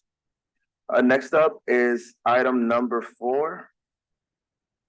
Planning District 404 is a request by City Council District A to change the future land use map designation from residential low density pre-war to mixed use low density for a group of 16 parcels off Tulane Avenue on Aloha Street between South Carrollton Avenue and South Scott Street. Some parcels within the site are developed with historic two-family dwellings, others sit undeveloped and are utilized as surface parking. The area zoning changed from commercial to residential HURD2 in 2015 with the adoption of the current CZO, which limits the ability for commercial uses. The FLUM request would allow for a future zoning change that reverts the zoning back to commercial to allow for commercial uses which were allowed historically. A FLUM change would result in a future mixed-use development that could provide increased housing development opportunities, and the staff believe the mixed-use low-density FLUM designation is appropriate for this location and recommends approval of the FLUM designation to mixed-use low-density. Thank you. We have, I believe, 2 cards. MJ Sawyer, followed by Albert Weinberger. Good afternoon, MJ Sauer, 1216 North Lopez, New Orleans, Louisiana, 70119. I do own 2 properties on the 4000 block. One is an office, one is multifamily. A third of the properties on the 4000 block are currently commercial. In the 3900 block, it's 2 large multifamily properties and 2 vacant lots. This particular block, the 4000 block, is the block that, because you cannot take a left to go north on Carrollton, that you go past Carrollton and have to come around. All the buses, all the traffic goes through there. All of the properties on both of those blocks look at the, for lack of a better word, the butt of Tulane, which is a much more intense zoning. You can see we're surrounded by commercial zoning. We have the blighted fences, the blighted yards, and the blighted rear of all those work in progress things on Tulane Avenue that are not very nice to look at and very hard to keep residential tenants and occupants there. I would also point out that most of the people, when they purchased their properties in both of these blocks, it was zoned C1 and it reverted to to residential in a 2015 amendment. So the people on the block are in support of this, and we can get signatures when that becomes appropriate. Thank you. Thank you. Mr. Weinberger. My name is Albert Weinberger, 4021 Elba, New Orleans, Louisiana, 70125. I am in support of this as well.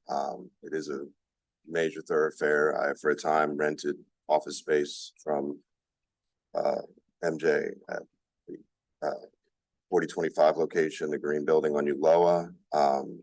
It's definitely very commercialized and could benefit as such, and so I support this. Thank you. There are no other comment cards. Are there any questions for staff? If not, I'm looking for a motion. I'll move to approve for staff's recommendation.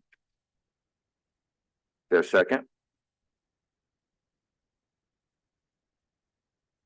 I'll second. A motion to approve by Commissioner Brown, a second by Commissioner Steve. Any further questions? If not, we'll vote our machines. And this amendment passes. Next up is item number 5. Planning District 405 is a request by the mayor's office to change the future land use map designation from residential historic core to mixed use historic core for properties with the municipal addresses of 1646 through 1648, 1650, and 1664 North Robertson Street. The petition parcels are in the South 7th Ward neighborhood, which is part of the New Marigny Historic District. The subject property is owned by Nora and is envisioned to be part of a larger mixed-use affordable housing development that will front on St. Bernard Avenue. The St. Bernard Avenue site has a future land use designation of mixed-use historic core and is zoned historic Marigny Treme Bywater Commercial District. The current flood designation on the subject site is compatible with the HMC2 zoning district, meaning a future zoning change to HMC2 zoning district to create consistent zoning between the petition site and the adjacent site on St. Bernard Avenue is possible without necessitating a flum change. However, although a flum change is not required, the proposed flum description for mixed-use historic core itself more aptly reflects the envisioned use for the site. Staff recommends approval of the flum designation change to mixed-use historic core, as the applicant's desire to change the flum designation of these three parcels to the same flum designation of the larger development site would allow the developers to apply for the historic Marigny Treme Bywater mixed-use zoning district, which permits larger affordable housing development up to 55 feet in height and can accommodate a wide range of commercial uses on the ground floor, such as a pharmacy, local restaurant, or affordable commercial office spaces. Thank you. We have two comment cards, Leah LeBlanc, followed by Tyler Russell. Hello, my name is Leah LeBlanc. I live at 7430 Oak Street. I work for the Greater New Orleans Housing Alliance and Housing NOLA, and we support this amendment application as a means to aid in the creation of more affordable housing. Thank you. Thank you. Tyler Russell, City's Office of Community Assets and Investment, 1340 Porter Street. Our office is in support of staff recommendations. This was submitted on behalf of NORA, the New Orleans Redevelopment Authority. This is adjacent to a recent affordable housing development that just broke ground, the St. Bernard Circle Affordable Housing Development, that will have 40 long-term affordable apartments. The developer proposes utilizing the rear portion of these lots to support the development. And after re-subdivision, the three remaining lots fronting North Robertson Street are expected to be developed as affordable homeownership opportunities. Okay. Thanks. Thank you. Are there any questions for staff? If not, I'm looking for a motion.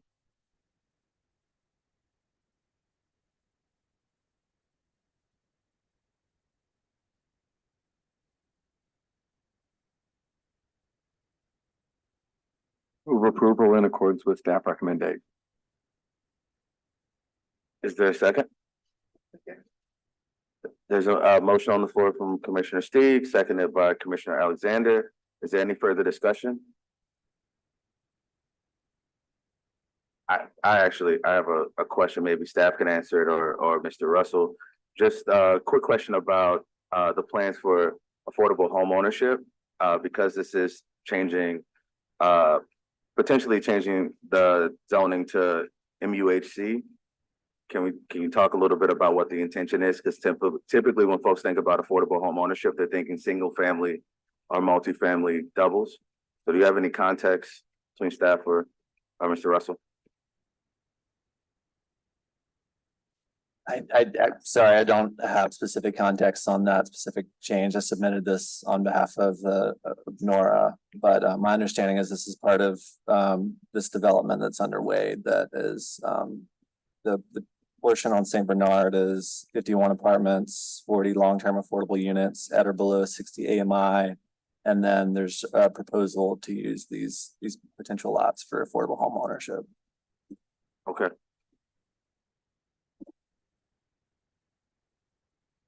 I have no other questions. I'm looking for a motion. I don't have it. Oh, it's not showing up on my screen. Oh, that's why. Sorry. We'll vote on machines. There's no other discussion. It's been a long day. And the amendment moves forward. Next up is item number 6.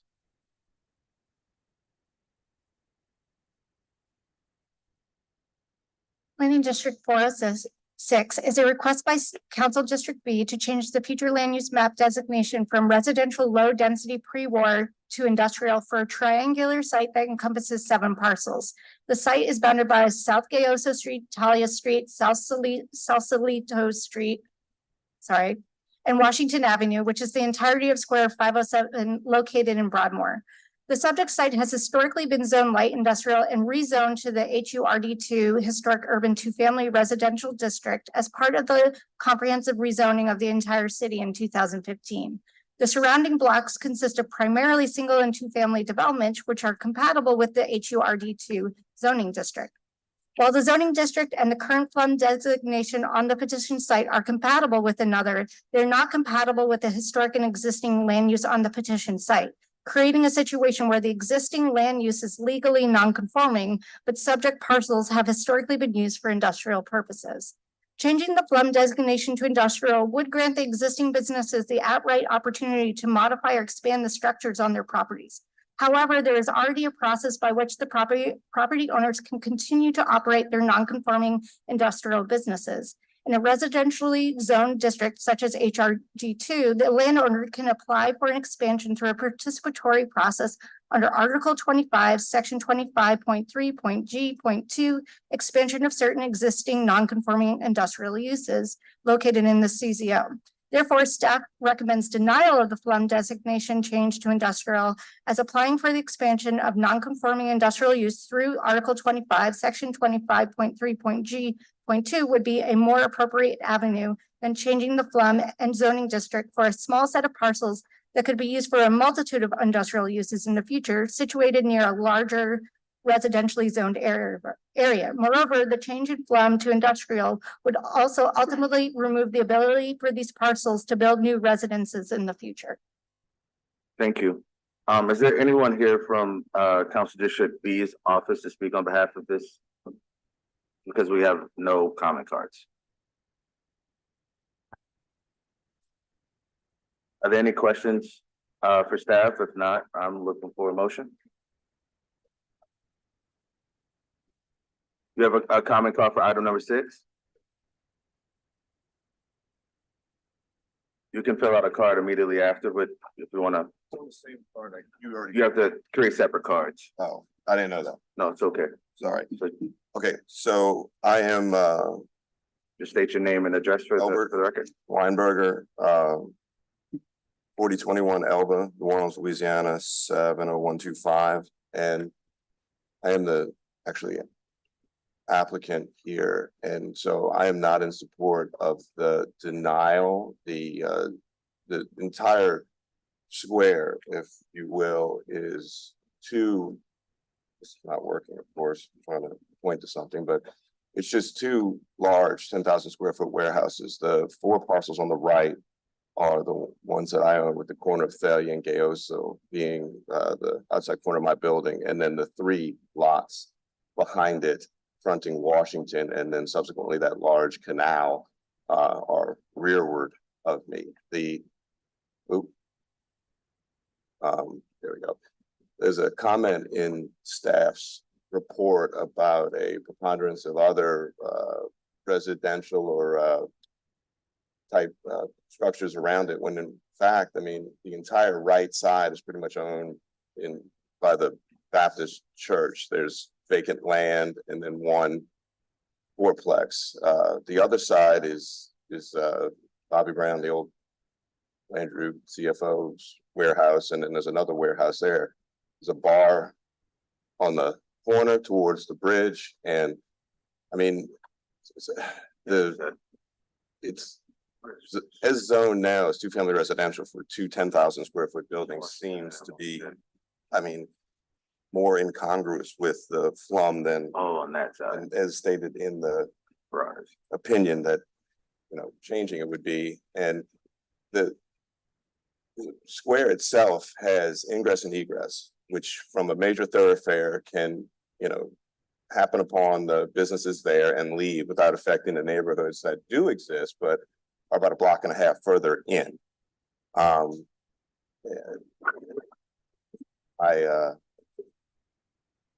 I think that, you know, it bears mention that when I purchased it, I did understand it was zoned as 2-family residential and was quickly awarded by the 7th floor at the time. The people who were there at the time, a non-conformity for a light industrial use as a warehouse. You know, I and the Ed over there, who part of that previously had never heard of that expansion policy and glancing over it, it is kind of restrictive. I feel that the entire square for how it is used and the buildings that are on it and how it has historically been used would be better served by a land use that is more, I guess, consistent with the structures that are there and kind of really the neighborhood in a disagreement with staff's report. The neighborhood and the block surrounding is heavily industrialized and also inadequately zoned. You know, there's more two-family residential warehouses in this area than I've ever seen. So I am not in support of staff's recommendation. Thank you. Thank you, Mr. I Weinberg. have a question for the speaker. Is there a particular reason why you're looking to zone the entire triangle? Like, for example, business, or is it just like for future use? Well, I only own half of it. Devin Sweeney Construction owns the other half. And the reason was honestly I'm a general contractor by trade. I've always heard that, you know, these guys don't like spot zoning so much. And so, I mean, I convinced Devin, who sees no reason not to have it zoned appropriately, to come in with me and, you know, get that whole triangle rezoned. I just thought it would be more palpable to them. All right. Yeah.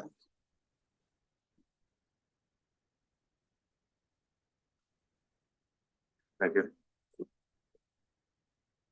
MJ Sauer, 1216 North Lopez, New Orleans, Louisiana, 70119. I've been to this site many times. I know it's surrounded by residential zoning, but there is a lot of vacant land back there. It's a great place for development right now for residential. This particular block is just a triangle. It really is just two warehouses. There's the street that comes in off of Washington right there, so it's easily accessible, as Albert had mentioned.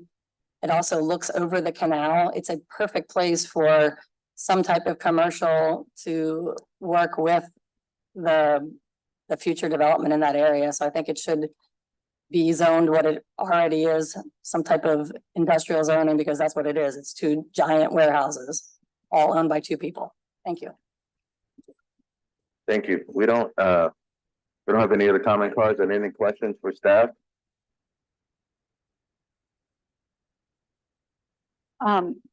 The applicant did mention, that expansion was restricted by some of the rules. I mean, if he were to want to expand, very briefly, what sort of, barriers would be there for him not being able to do that? Yeah, so as you know, the citation that Ms. Stevens mentioned in her presentation, there is a section in the CZO Right. that allows for the expansion of non-conforming industrial uses. That process follows basically the conditional use process. So it would require city planning staff review, commission consideration, and ultimately the council approval. So it could potentially put someone out of business if it were not approved going through that process. If the operations were contingent on the expansion, yes. Mhm. Okay, thank you. Thank you. Are there any other questions? If not, I am looking for a motion.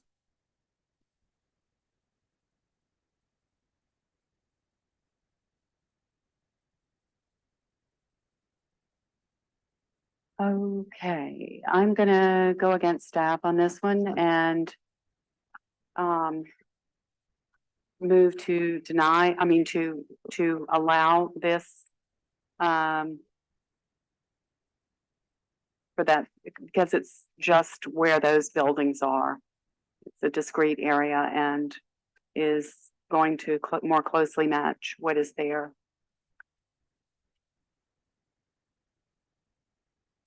Is there a second? Yeah, I'll second. So the motion on the floor is to go against staff recommendations and move approval. The motion is made by Commissioner Brown and seconded by Commissioner Stieg. With no further discussion, we'll vote on things. I have a quick question for staff. Before we vote on this, I guess my reservation is, if the warehouses are demolished or damaged in some kind of way and it is changed to industrial, the impacts that it would have on the surrounding single-family homes there. So can you, I guess, state what does the zoning change of industrial then allow around those single-family homes? So an industrial designation is compatible with three zoning districts. It's the LI Light Industrial District, the HI Heavy Industrial District, and the MI Maritime Industrial District. So if we were to approve the FLUM change for industrial, they could move forward with a zoning change request ostensibly to LI Light Industrial that would preclude future residential development. That wouldn't be conditional, that'd be by right at that point?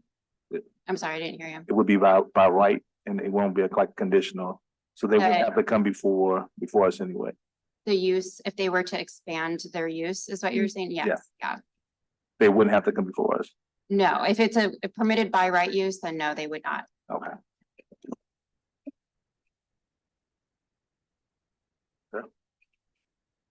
Are there any other questions? Okay, we'll go to our machine.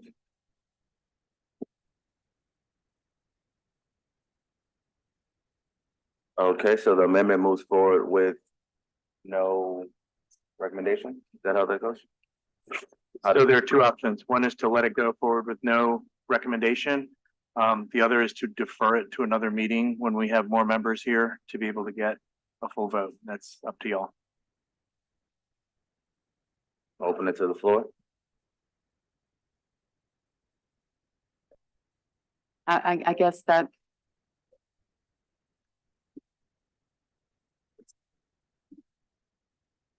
I guess that would work.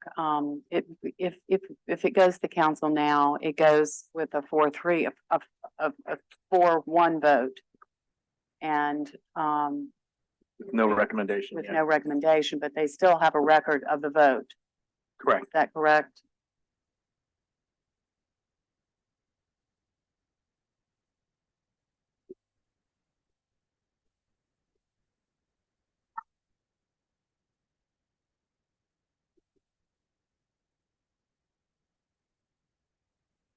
Then as a motion. If they don't, then we'll just move it forward. So if they. Well, so if there's no, yeah, so if there's no motion put on the floor, this item will move forward with no recommendation. Okay, so there's no motion on the floor. Just want to recognize that it'll move forward with no recommendation. Next is Planning District 4, item number 7. Planning District 407 is a request by Council District B to change the future land use map designation from general commercial to mixed use high density for a site which was the former location of the Coca-Cola bottling facility, but is now a commercial building leasing to a variety of tenants. There is a surface parking lot across the street that is part of the commercial development and this request.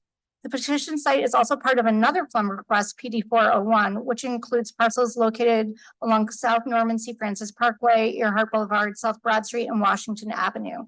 The subject site is Zone C3 Heavy Commercial District, but much like the recent conversion of this site to a mixed-use building, the surrounding area is diversifying with increased development in recent years.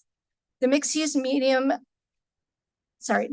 high-intensity FLUM designation, which was the original request for the subject site, would allow for more zoning districts that are auto-centric in nature. The mixed-use medium-density FLUM designation permits less auto-centric uses and is the general recommendation for the PD 401 FLUM request, which is looking at converting a larger portion of this area to more mixed-use residential area that encourages more housing and pedestrian-focused neighborhood-scale developments. Moreover, the transit line on Norman C. Francis and the dedicated walking and biking path are also key multimodal pieces of infrastructure for residents to access jobs and activities across the I-10 interstate. Therefore, staff recommends modified approval for the FLUM designation change to mixed-use medium density. It should be noted that on the staff report, it erroneously kept as the recommendation for mixed-use high density and should be corrected for the public record as the recommendation is mixed-use medium density to retain the same recommendation for the PDO 401 report. Thank you. We have, one comment card, Michael Sherman. Good afternoon, Mike Sherman, 800 Brown Street. I liked it before the typo. We love mixed use high density. This is the old Coca-Cola bottling factory on Norman C. Francis Parkway.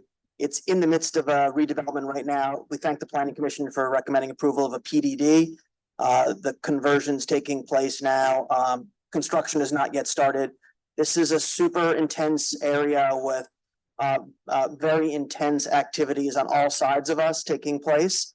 We thought the mixed use high density accurately reflects not only the development that's taking place, but all the potential in the immediate vicinity. There's an empty parking lot that's ripe for development next door. We've got Woodward Heavy Construction next to us. We have a lot of the back end industrial support services for the city and the neighborhood behind us. Gibbs Construction on one side, Xavier University across the street. So this is a great area. We thank staff for all the reasons staff recommends mixed use medium density. We agree. We just think mixed use high density, the typo, actually is a really great fit for this really intense industrial site that's undergoing redevelopment. Thank you. We have no other comment cards. Are there any questions for staff?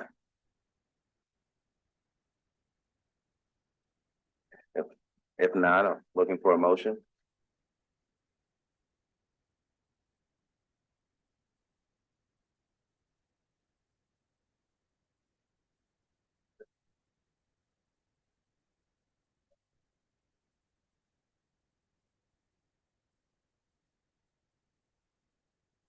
Can you go over staff's recommendations since we heard of?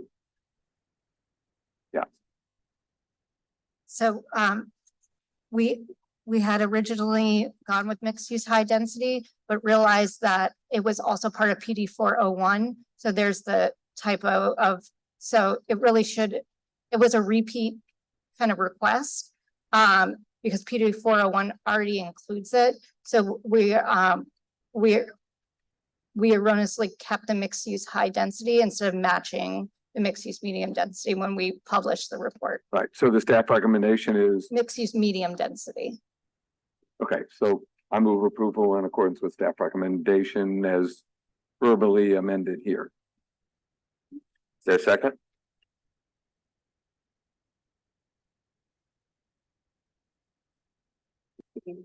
I have a question.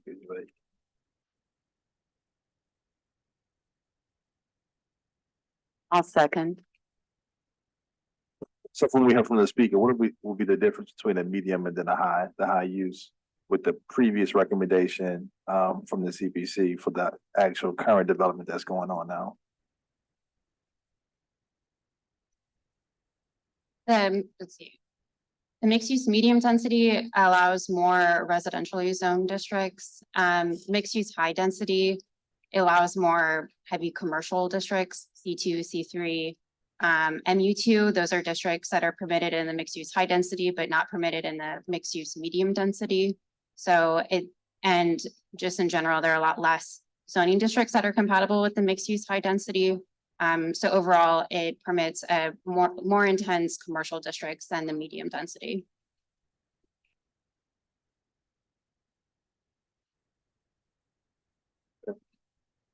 So there's a motion on the floor by Commissioner Stieg, a second by Commissioner Brown. Are there any other questions? I actually would, I second the motion and there's a motion on the floor. So I'm wondering, I do have a question for the applicant. Okay. Since he did mention, is it appropriate for us to do that during the motion or should we withdraw the motion? And I would like to know if you mentioned the high intensity that's going on around is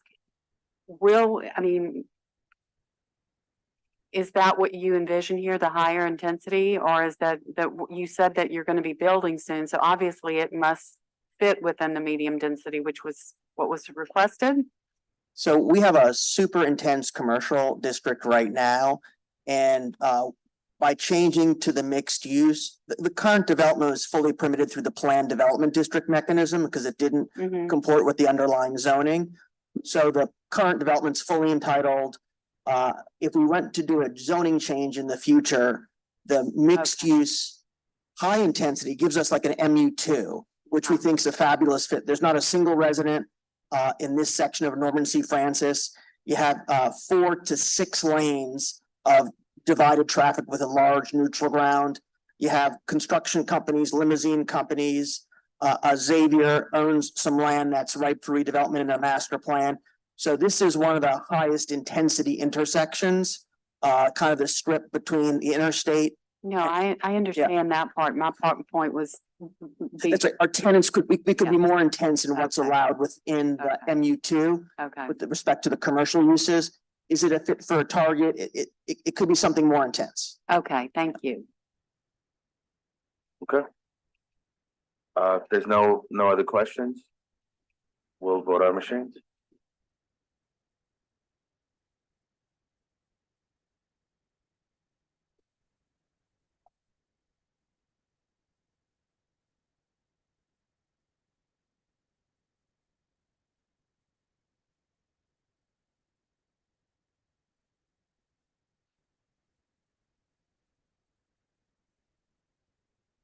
Okay, so the amendment moves forward with no recommendation. Yep. Do you have anything? Did y'all, were y'all inclined to, to go with the higher intensity? Okay, all right. So I didn't know we could do that. So, So okay, correct me if I'm wrong, but I believe the request is for the high intensity. Yeah. Oh, so okay. Wait, the request was for the high. request is for high. Our staff recommendation was for medium. Okay, So, then I would like to change my motion. okay. Okay. I can do that. Well, since I can't change Mr. Steeg's motion, I'll make a new motion. Is that okay? That's more consistent. Okay, I would like to proceed with a motion to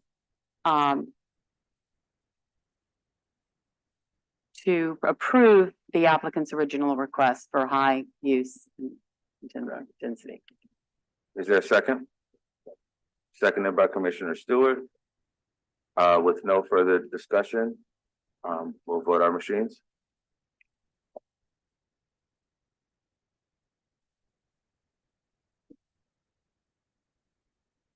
Okay. Okay, the movement moves forward with a recommendation for approval. That concludes Planning District 4 from amendments. We have no amendments, prospective amendments for Planning District 5. So we will move forward to, oh, sorry, we have one item for Planning District 5, item number 1. So we had no cards for that. Yeah, we have no cards. Skip it. Or wait. So we're gonna skip it and go to 6, correct? Yep. So we're gonna move to 6 and then follow it with 5.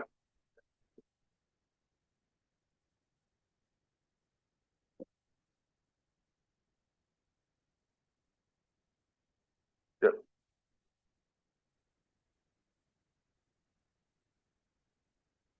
Okay, we're ready. Right. Planning District 601 is a request by the City Planning Commission to change the future land use map designation from residential single-family post-war to residential low-density post-war for a polygonal shaped encompassing multiple lots and squares in the 3rd Municipal District area between Peoples Avenue and Franklin Avenue. The subject area is in the Gentilly Terrace neighborhood with boundaries from the corner of Lombard Street and Peoples Avenue up to Mithra Street and over to Franklin Avenue. The proposed FLUM designation is only compatible with one zoning district that would be appropriate for this location, the SRD 2-family residential. The proposed FLUM is not compatible with non-residential zoning districts. In 2015, these sites were zoned RD2, which permitted 2-family development. The proposal seeks to return the historic 2-family residential pattern to the area, creating continuity between the existing single and 2-family residential structures and its FLUM designation. The main difference between the SRS district and the SRD district is namely that the SRD district permits 2-family dwellings, small multifamily affordable dwellings, small adult daycare centers, and residential care facilities. The other uses are relatively the same, meaning the only major distinction between the current and proposed FLUM designation is the allowance of additional dwelling types as permitted uses.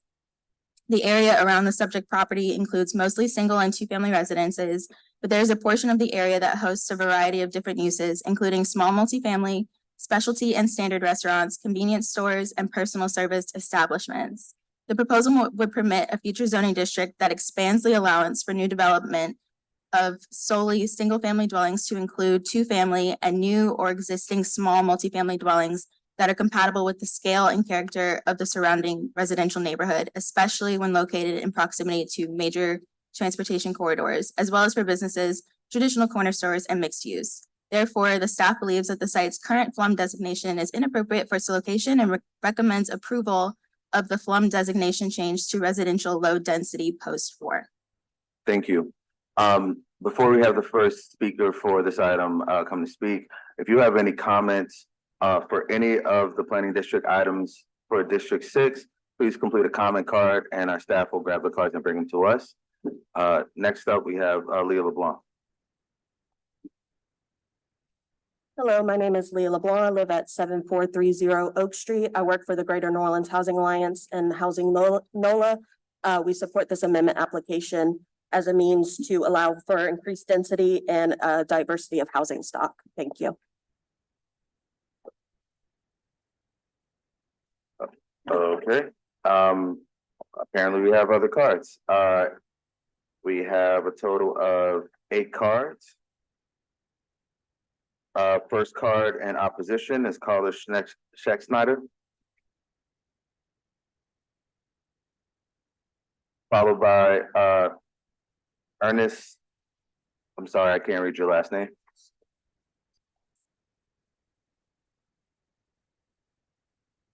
Is that a part of the special rules? While we're in that law, staff, while we're in that law, can you tell me the location again? So it's in the Gentilly Terrace neighborhood. If you look at the map, it's the edge of Peoples Avenue up to Franklin Avenue, down and Mithra Street, and then back over to Franklin Avenue. It's kind of an oddly shaped cutout, but that is because of that red zoning district of neighborhood commercial that's already determined. Thank you. Good evening. My name is Ernest Starverd. I reside at 5106 Marinade Street. We are in opposition to this change. Gentilly is a very strong community. It is a residential community. However, there's been a lot of spot zoning that allowed multifamily dwelling in there. We think this is diminishing our neighborhood. One of the concerns I have about this change is that it allows for conversions, meaning you can take a single family home and convert it into multifamily. And we simply want to keep this as a strong single family community. It keeps our property values up. It is consistent, in my opinion, with what's going on in Lakeview, which is our sister community.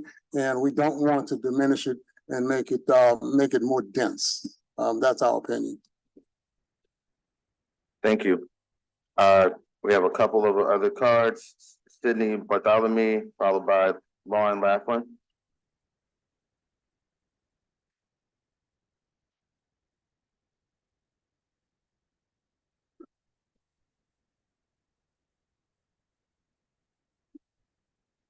My name is Sidney Bartholomew. I live at 4445 Franklin Avenue in the Gentilly area. In that particular area, not inside the block, but right outside the block. The neighborhood that's in the block is a stable neighborhood. It's been a stable neighborhood for over 30 years. If you drive through there, you'll see that the houses are well kept. There are no blighted houses there. There may be one vacant lot. The people are there, and it's a quiet community that's been that way for years. I don't understand why we want to change that particular area that's stable, that has families living there for years and want to keep it that way. You're changing many districts all over the city. There's one proponent for it, who is also a proponent for many other districts in the city, representing one person. We represent a neighborhood where people live and where we want it to stay that way. We're not asking for any special treatment. We're not asking for any retail. There's retail along Franklin Avenue. There are multifamily houses in the neighborhood. We don't want to change it. We want it to stay the way that it is. And I would ask you not to approve this recommendation. And if you can, withdraw it like you did the others. Thank you. Thank you. Next up is Lauren Laughlin, followed by Montreal Stamps.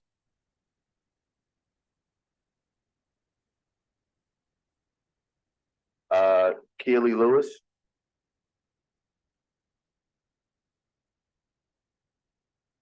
You wanna come up?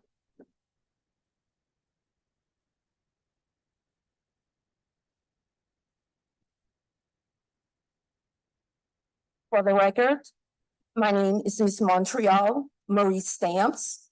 I am a resident at 4736 de Monteluzin Street, and I've been a resident there for 19 years. I am a proud resident of Gentilly all of my life. I have family, friends. I'm well vested in Gentilly. And if you look at the city assessor's page, you can see that my family is well vested there as well. I also represent the citizens, the hardworking citizens that will be affected in that area of de Monteluzin, Lafayette, Bache, Franklin, as well as Easterling. What you guys are planning, it does not fit our traditions in this particular area. We're hardworking people. Please look at me while I'm speaking. I'm a retired teacher, and I understand about body gesticulations and when people try to disrespect you when you're looking and you're speaking. It is a historic neighborhood that is unique in character. There's John, Kelly, Lori, Kathleen, Robert, Jonathan, Raquel, Burke. You guys represent other areas of New Orleans.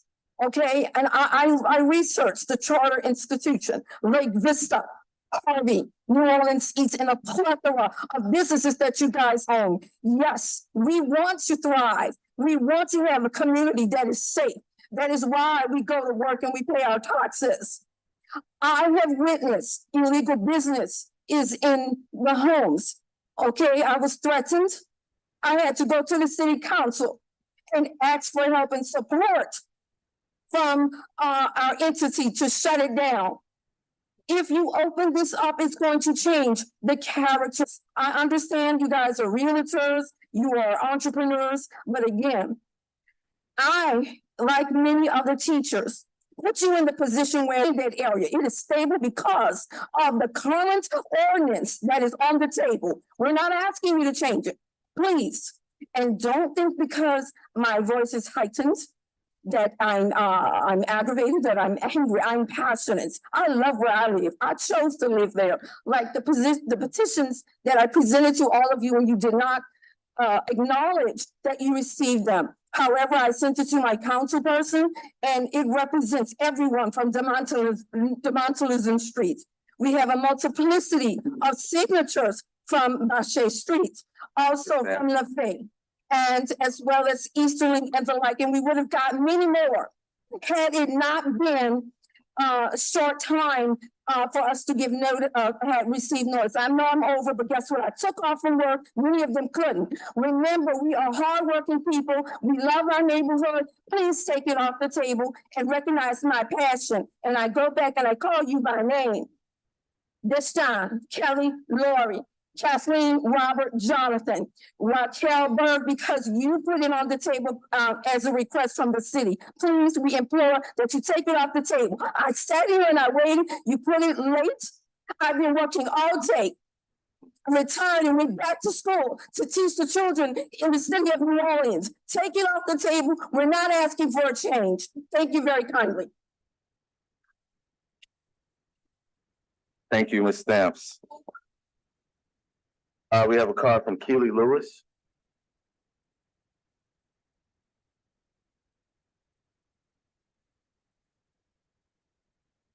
Okay, we have two other cards, Jennifer Green and Dwight Norton.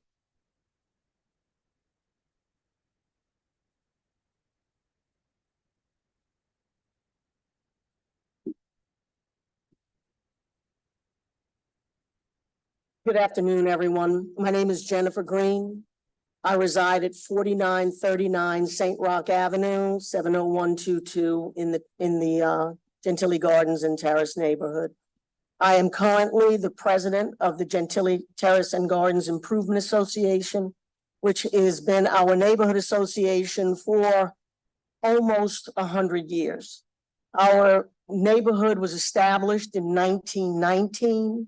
And it has remained a stable and community-oriented environment for the length of that time.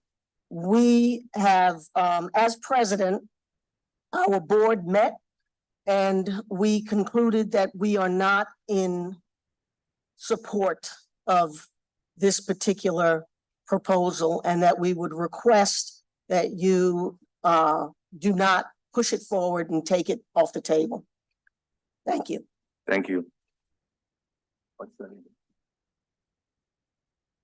Uh-oh, we have one more card and I'm having a hard time reading it.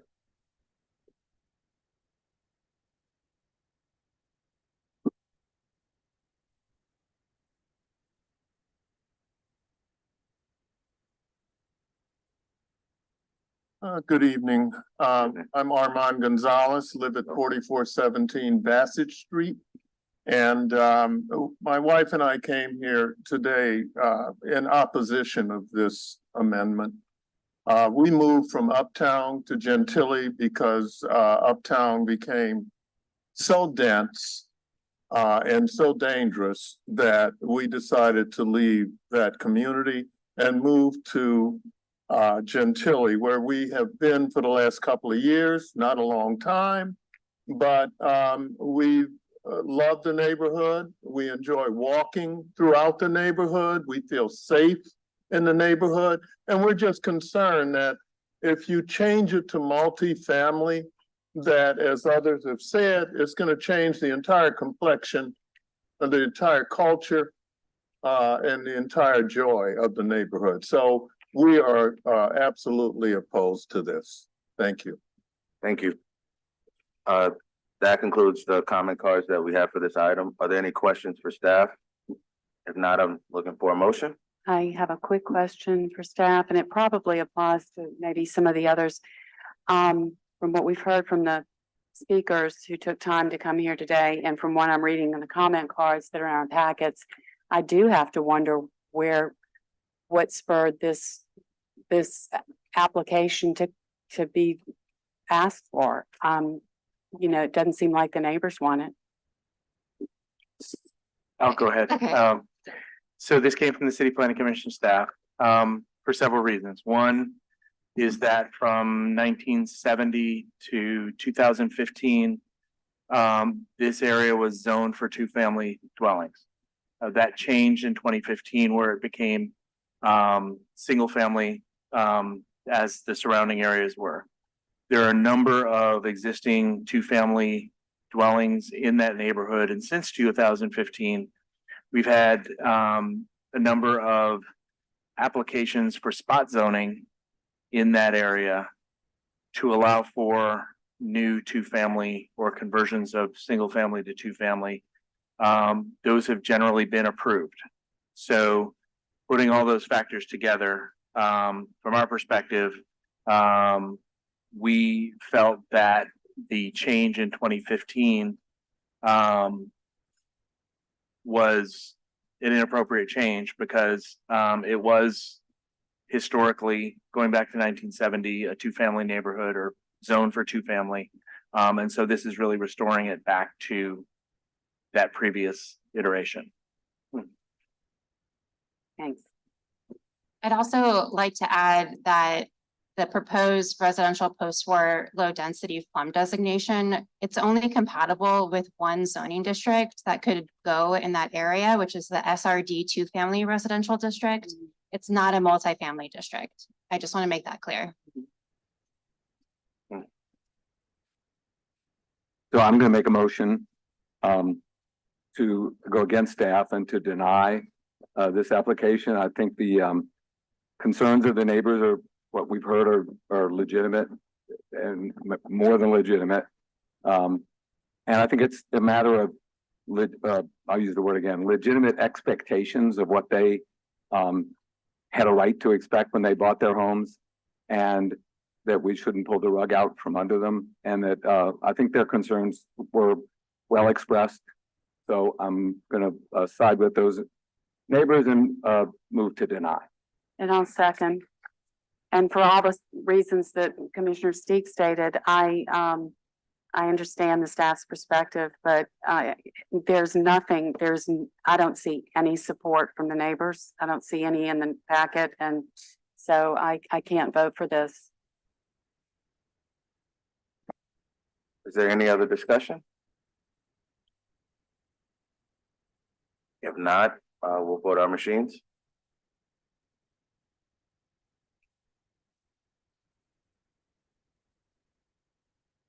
Okay, the amendment is denied. Next up is Planning District 6, item 2. Planning District 602 is a request by the City Planning Commission to change the future land use map designation from residential single-family post-war to residential low-density post-war for multiple polygonal shapes encompassing multiple lots and squares in the 3rd Municipal District area near Allen Toussaint Boulevard. The subject site is a cluster of 4 non-consecutive blocks within the Millenburg neighborhood of Gentility. The proposed FLUM designation is only compatible with one zoning district that would be appropriate for this location, the SRD two-family residential. The proposed FLUM is not compatible with non-residential zoning districts. In 2015, these sites were zoned RD2, which permitted two-family development. The proposal seeks to return the historic two-family residential pattern to the area, creating continuity between the existing single and two-family residential structures and its FLUM designation. The main difference between the SRS and the SRD district is namely that the SRD district permits two-family dwellings, small multifamily affordable, small adult daycare centers, and residential care facilities. The other uses are relatively the same, meaning the only major distinction between the current and proposed FLUM designation is the allowance of additional dwelling types as permitted uses. The area around the subject property includes mostly single and two-family residences, but there is a portion of the area that hosts a couple of different uses, including a small multifamily, carry-out restaurants, drive-through restaurants, convenience stores, and personal service establishments. There are also a small number of open space neighborhood parks in the area within the residential squares. Therefore, staff believes that the site's current FLUM designation is inappropriate for its location and recommends approval of the FLUM designation to change to residential low-density post-war. Thank you. There's one common card, Leah LeBlanc. Hello, my name is Leah LeBlanc. I live at 7430 Oak Street. I work for the Greater New Orleans Housing Alliance and Housing NOLA. We support this amendment application as a means to allow for increased density and diversity of housing stock. Also want to address some of the comments from the previous amendment proposal. Want to uplift what people in opposition brought up. Strong communities, stable neighborhoods, well-kept, quiet communities. The people that live there go to work and pay our taxes and are hardworking, and families live there. Renters and multifamily residents also work hard, pay taxes, and are families in a multifamily complex. Imagine that. We are in an affordable housing crisis. We need to be promoting opportunities that create infill development.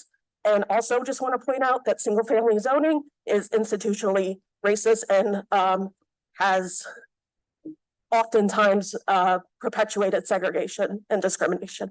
Thank you. Thank you. Are there no other comment cards? Are there any questions for staff? If not, I'm looking for a motion.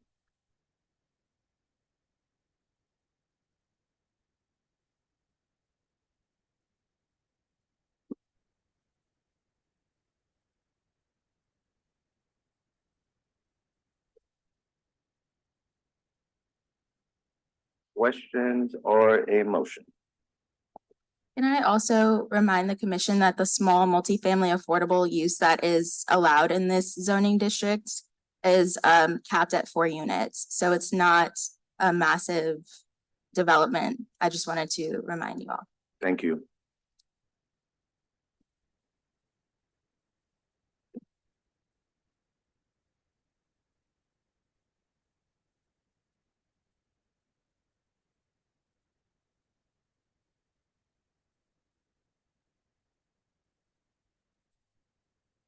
I move approval in accordance with staff recommendation.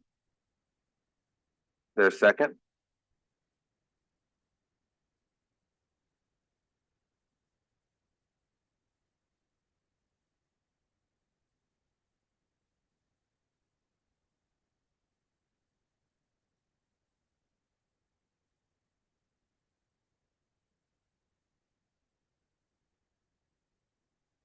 I withdraw my motion for lack of a second.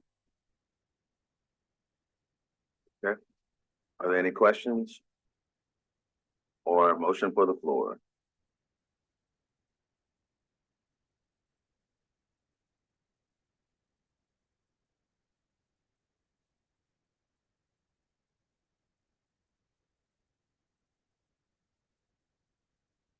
I'm also looking at the packet again and same comments, for all these from neighbors who put in. So I guess if we're gonna have a motion at all on this, should we try seeing where we are with the denial? Is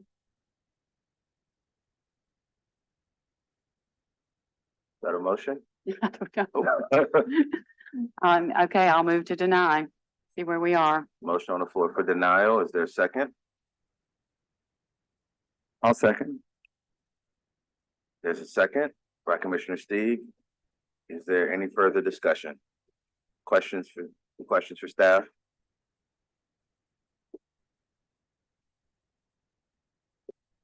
All right, if not, we'll vote our machines.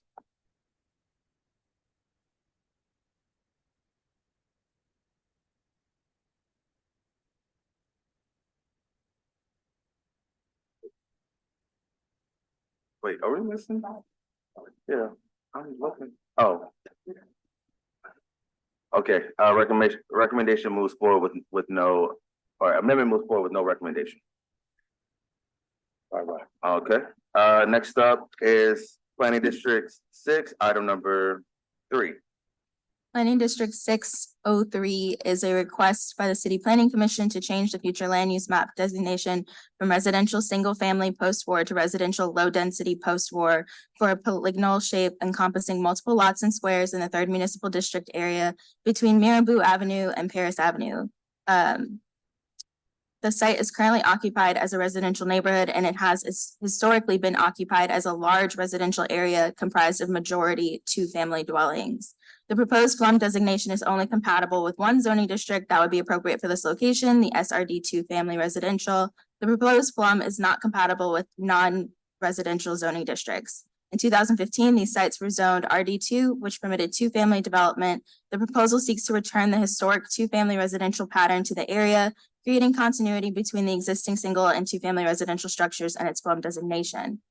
The area around the subject property includes mostly single and 2-family restaurants, but there is a portion of the area that hosts a variety of different uses, including small multifamily, specialty and standard restaurants, convenience stores, and personal service establishments.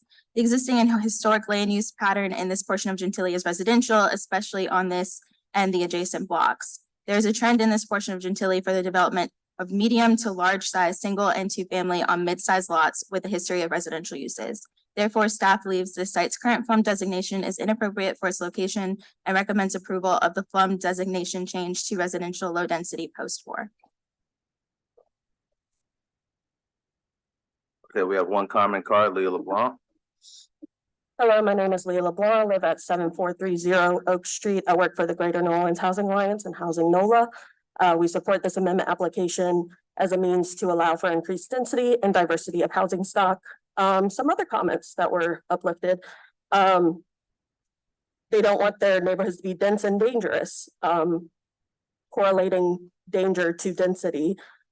We feel safe. And multifamily residents will change the culture, complexion, and joy of the neighborhood.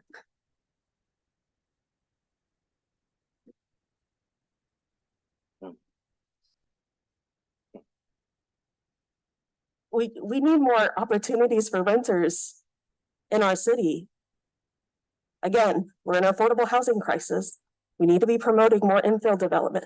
You are taking the words of single-family homeowners that were able to show up to the meeting. Our organization represents developers, affordable housing advocates, community members that are not able to show up to these meetings. So please keep them in mind. These could be, Thank you. Are there no other comment cards? Are there any questions for?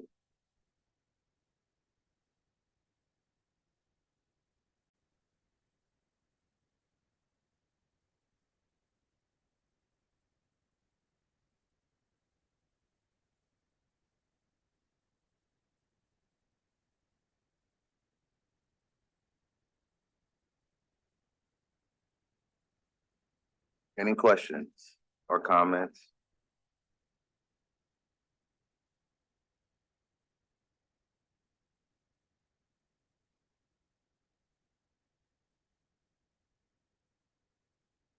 Or a motion? So I'll make a motion for denial of staff recommendation. Or, yeah, Is there a second?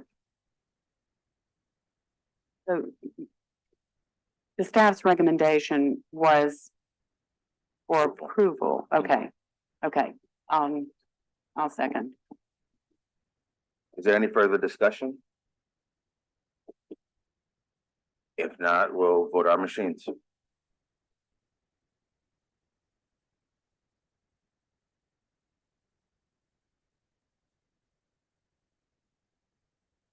Denial moves forward with recommendation from CPC. Next is Planning District 6, item 4. Planning District 604 is a request by the City Planning Commission to change the future land use map designation from residential single-family post-war to residential low-density post-war for a polygonal shape encompassing multiple lots and squares in the 3rd Municipal District between, I think I had the last one wrong. That one was Allen Toussaint. This one is Mirabeau Avenue and Paris Avenue. The site is currently occupied as a residential neighborhood and has historically been occupied as a large apartment complex, Parkchester Apartments. The area around the subject property includes mostly single and two-family residences, but there is a portion of the area that hosts a variety of different uses, including retail establishments, specialty and standard restaurants, convenience stores, and personal service establishments. The existing and historic land use pattern in this portion of Gentilly is more residential in use with small sections of commercial aimed at serving the surrounding residential areas. The proposed plum designation is only compatible with one zoning district that would be appropriate for this location, the SRD two-family residential. The proposed plum is not compatible with non-residential zoning districts. In 2015, these sites were zoned RD2, which permitted two-family development. The proposal seeks to return the historic two-family residential pattern to this area, creating continuity between the existing single and two-family residential structures and its FLUM designation. The main difference between the SRS district and the SRD district is namely that the SRD district permits two-family dwellings, small multifamily affordable housing, small adult daycare centers, and residential care facilities. The other uses are relatively the same. Therefore, staff believes the site's current FLUM designation is inappropriate for its location and recommends approval of the FLUM designation change to residential low-density post-war. Thank you. We have one comment card from Leah LeBlanc. hello, my name is Leah LeBlanc. I live at 7430 Oak Street. Work for the Greater New Orleans Housing Alliance and Housing NOLA. We support this amendment application to allow for increased density and diversity of housing stock. Moving forward, I'd really encourage CPC staff to, I don't know if you can include this, but dispelling some of the rhetoric and negative stigma around renters that pops up at these meetings. Specifically that their property values will go down if they live near multifamily development. It's just a patent lie, and it's influencing zoning decisions. So I would just encourage staff moving forward to somehow figure out how we can combat this. Thank you. Thank you. Are there no other comment cards? Are there any questions for staff? If not, I'm looking for a motion. I have a quick question for staff. Can you point out the Parkchester Apartments in the area? Is this map the correct one for 04? Okay, so this area, Parkchester Apartments, was massive. It was mostly around that park area. So part of the site was the Parkchester Apartments. It's not the entire footprint of what they once were, according to the old Sanborn map, but what is encompassed in that was Parkchester Apartments. It was a massive complex. Right, and is any of it left? Not that I'm aware of, not in this particular part of the city. It's all been converted to single family housing. As you know, after Katrina, that area flooded. So.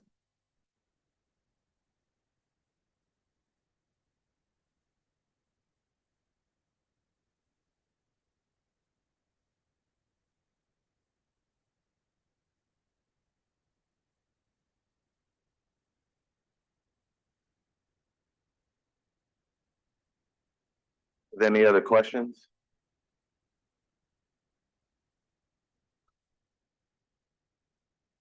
If not, is there a motion?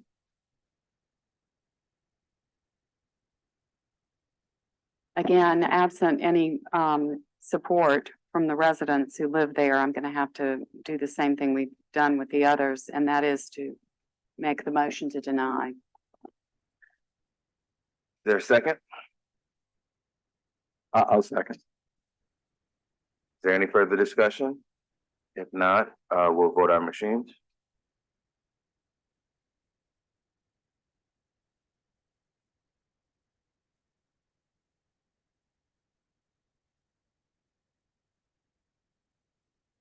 Amendment moves forward with denial. Next is Planning District 6, item number 5.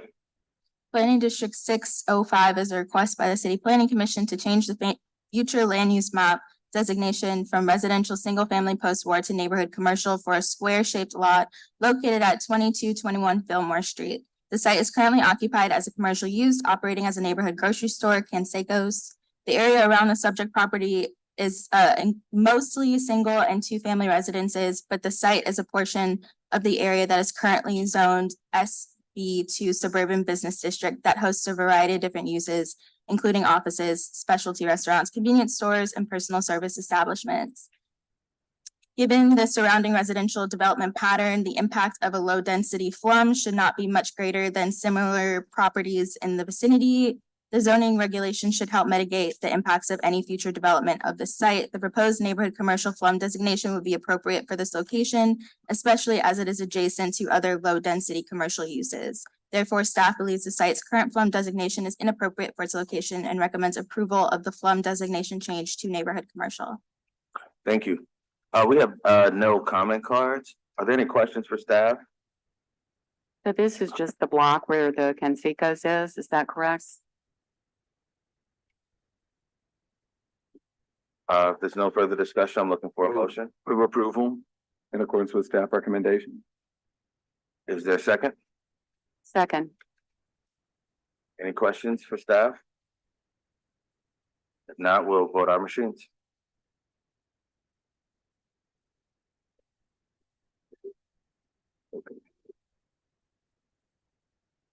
The amendment passes. Next is Planning District 6, item number 6.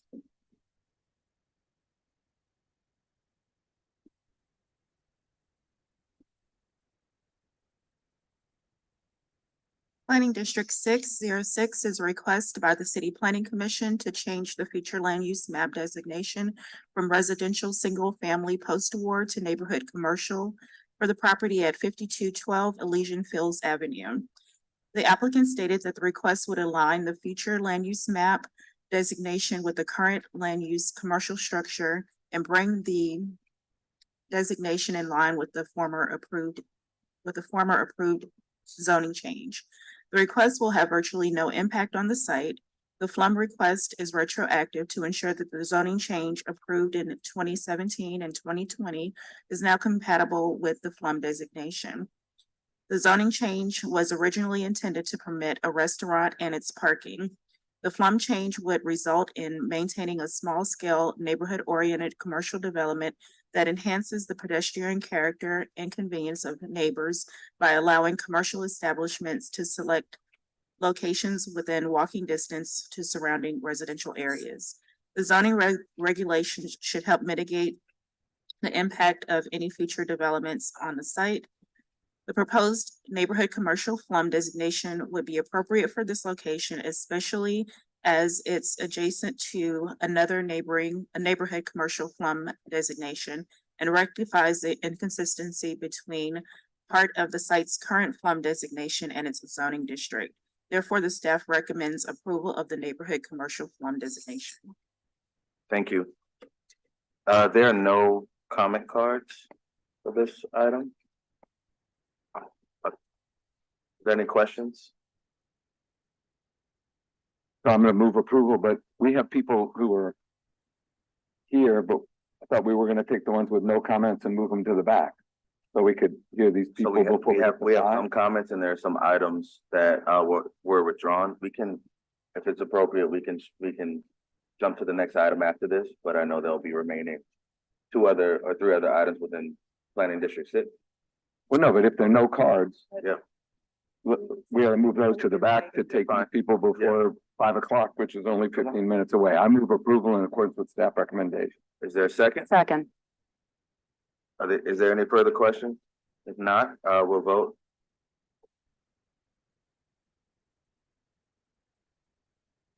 This is 6, 9, 8.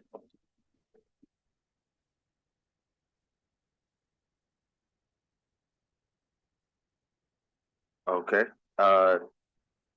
item number 6 is amended.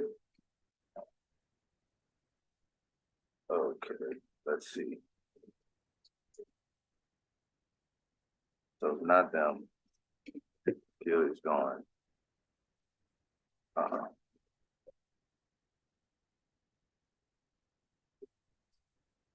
Could you come forward? Do you have? Yeah.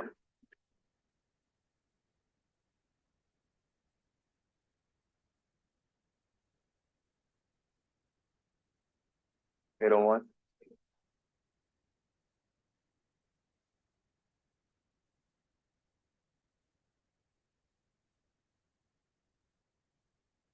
Could you state your name and address for the record, please, and let us know what item? Lindsay Edwards, 6,000 Burgundy Street. Okay, so we're moving to planning district number 8, item number 5. We have staff wants to. Brennan, We're moving to number 8, planning district 8, number 5.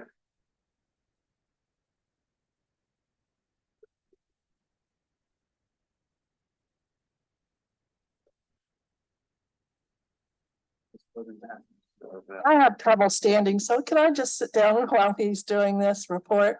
Thank you.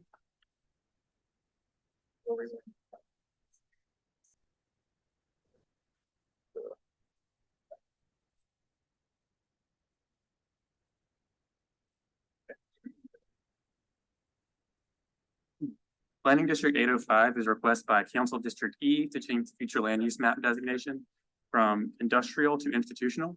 The amendment proposal area is bound by the Mississippi River, Alamo Street, Bienvenue Street, Alhambra Street, and Delray Street.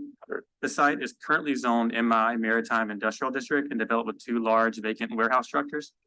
The applicant was originally submitted by a neighbor and routed through Council E, who foresaw these structures, from my understanding, as a potential vocational school or educational facility. However, the educational FLUM district could potentially introduce an array of zoning districts that might be considered out of scale with the surrounding neighborhood and existing land use patterns.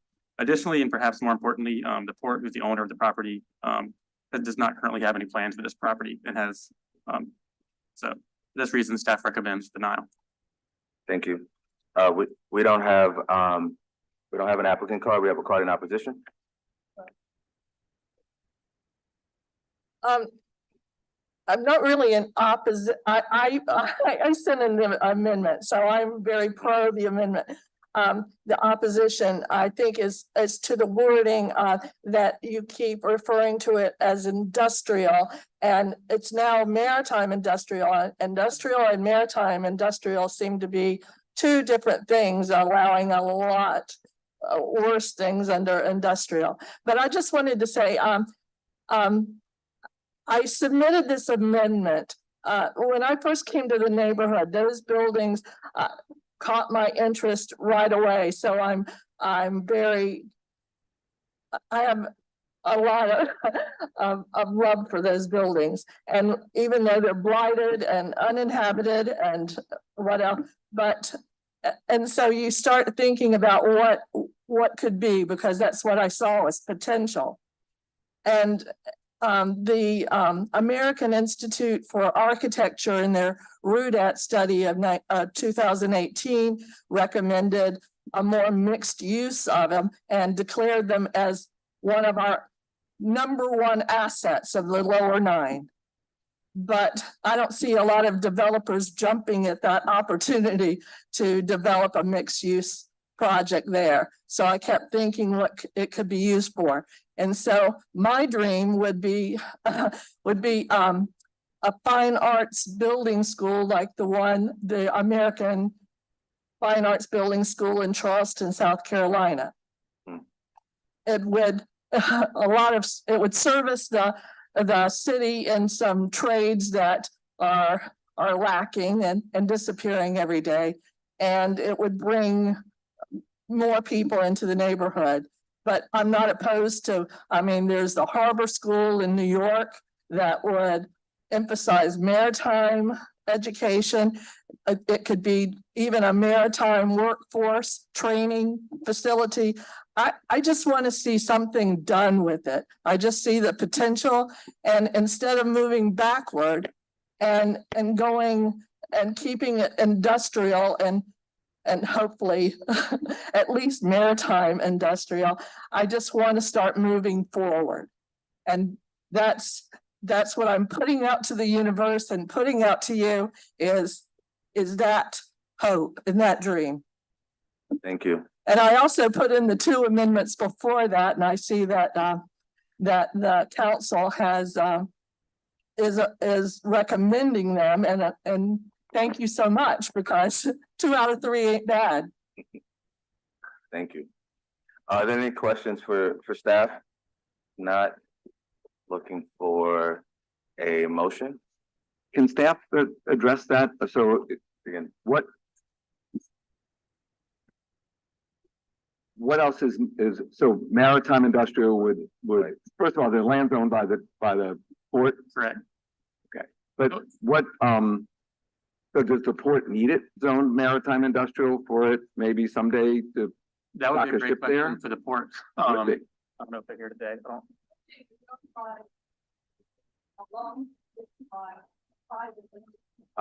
Okay. I think we appreciated the sentiment of it, but the institutional zoning. That's where I'm going. What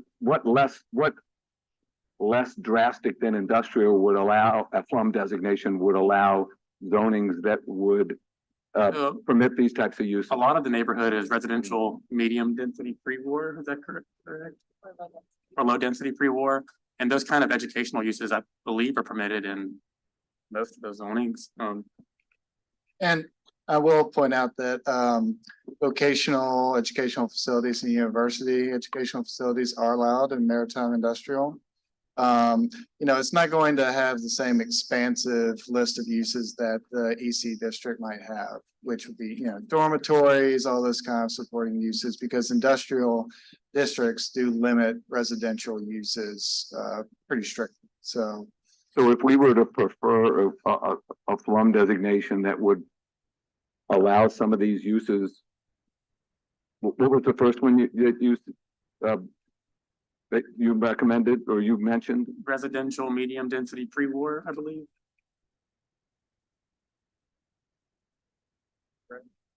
yeah, it's 707. That includes education, right?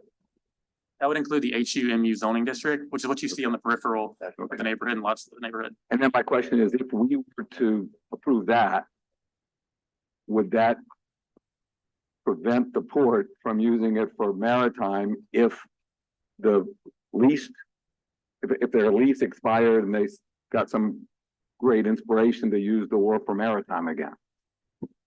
Well, the FLUM change doesn't change the zoning district. right. So as long as it's maritime industrial, it can be used for the uses that are found within the maritime industrial zoning district. Right. It's only should they seek a zoning change would that FLUM designation really come into effect? And it would then preclude it from being rezoned to something and like another industrial district. Okay, so if we were to go with residential medium density pre-war, we wouldn't be preventing, as long as the owner kept it, didn't ask for a zoning change, then they can keep using it for maritime industrial. Okay. So I'm gonna make a motion for residential medium density pre-war FLUM designation. Is there a second? I'll second. Any further discussion?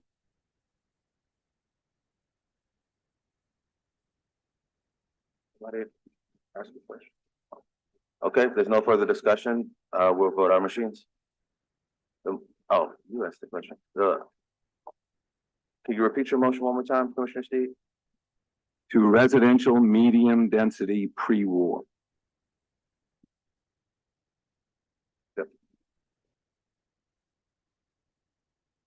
He's basically,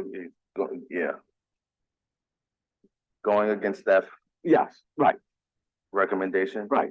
Yeah, going against staff recommendation and moving for a FLUM designation of residential medium density pre-war. I don't know what that's modified, I don't know how to phrase it right, but I mean, are we allowed to do that? Well, so I think the question is, and I don't immediately know the answer, is that kind of like with zoning changes, we're not allowed to expand and go hot, more intense than what is proposed, but isn't that there would have to be a determination that what you're proposing is a less intensive designation, and since it's kind of an apples and orange thing, because you're talking about industrial and residential, so I think if you back that up with a determination that the residential use would be a less intense. So I'll make that motion provided in the that scope of provided that staff subsequently determines that it's less intense. Is that what you're looking for? I think if you all make that determination as part of your motion, that's the basis for your motion, that it's kind of that is less intense than industrial. Yes. I can't profess to know all the details, but I find it hard to believe that residential medium density is not less intense than industrial. So it's so it's, under the old zoning ordinance where everything was hierarchical. Right. We don't have that anymore. Right. in our new, so I just wanted to have that statement on the record. There we go. Okay. There's a motion on the floor from Commissioner Steve, seconded by Commissioner Brown. If there's no further discussion, we'll vote.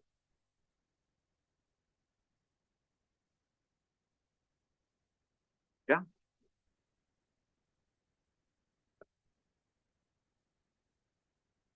But maybe he's not seeing the option. I'm sorry? To be able to, that you only see a few choices within the machine.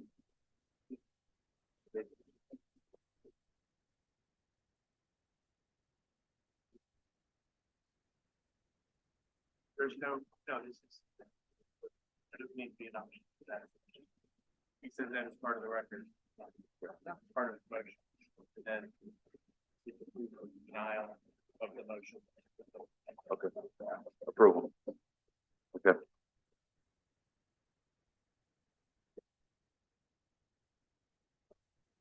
Now we'll vote our machines.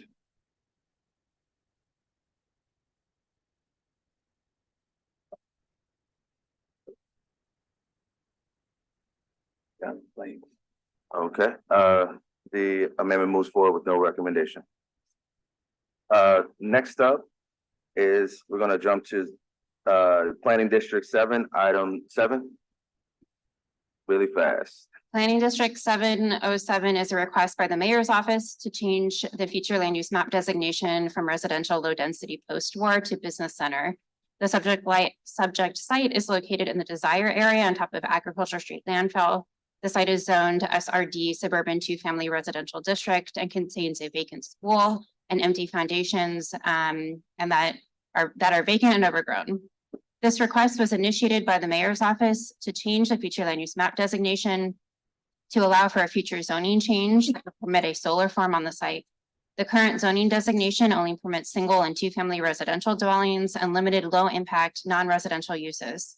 A zoning change to a more permissible zoning district would be needed to utilize the site as a solar farm, but is currently precluded due to the site's future land use map designation of residential low-density post-war.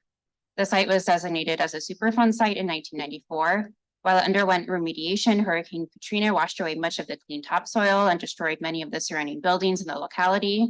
An adjacent residential neighborhood, Gordon Plaza, is pursuing ongoing litigation for a fully funded relocation due to the health concerns of the residents. The site has been vacant for almost 20 years. The requested FLUM designation change could be a pathway forward to use the land without exposing additional residents to any remaining toxicity in the soil. Should the FLUM change be approved, the site could apply for a future zoning change to the BIP Business Industrial Park District, which would align the zoning of the subject squares with the properties directly south of the site. Therefore, the staff recommends approval of the FLUM designation to Business Center. Thank you. We have 2 comment cards. Would you please state your name and address for the record, please? Hi, Sharon Robles, 1300 Perdido Street. The Office of Resilience and Sustainability is working. This is one of the projects that we're actually working on to develop the city's first community solar farm. We've already actually facilitated a fully funded relocation of 62 of the 67 properties at Gordon Plaza. And we were hoping that these additional properties would also fit into the footprint of the community solar farm. So we're looking to alter the zoning so that we can return the Moton School, which we've already started discussions with the school board to convert that and get it back into commerce by being part of a community solar farm. And so this is part of that site. The Environmental Protection Agency did a feasibility study for us, and we're looking to in total have 40 acres that would all be part of the community solar farm. And this site would be the first community solar farm in the city of New Orleans. Thank you. We have one more comment card from Leah LeBlanc.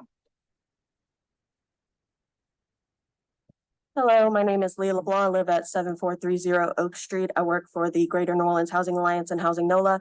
And we support this amendment application as a means to facilitate the production of a solar farm at the Gordon Plaza site. Thank you. Thank you. Any questions for staff? Nope. Or a motion? I move approval in accordance with staff recommendation. There's a second by Commissioner Stewart, motion by Commissioner Steig. If there's no further discussion, we'll vote our machines.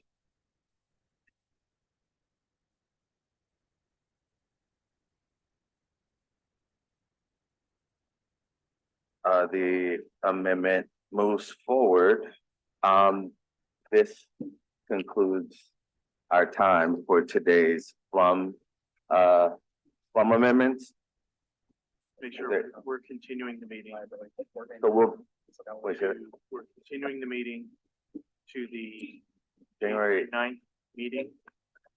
Okay, so we'll be continuing this meeting on January 9th. Do we have the time? The regular meeting starts at 1:30. So at 1:30, where we're. Okay, great. Can we get a motion to adjourn? No, don't adjourn. Oh, we don't need a motion. Great. All right, cool. Thank you. I want to make sure we're good and covered. Thank you. We don't, we don't. Okay.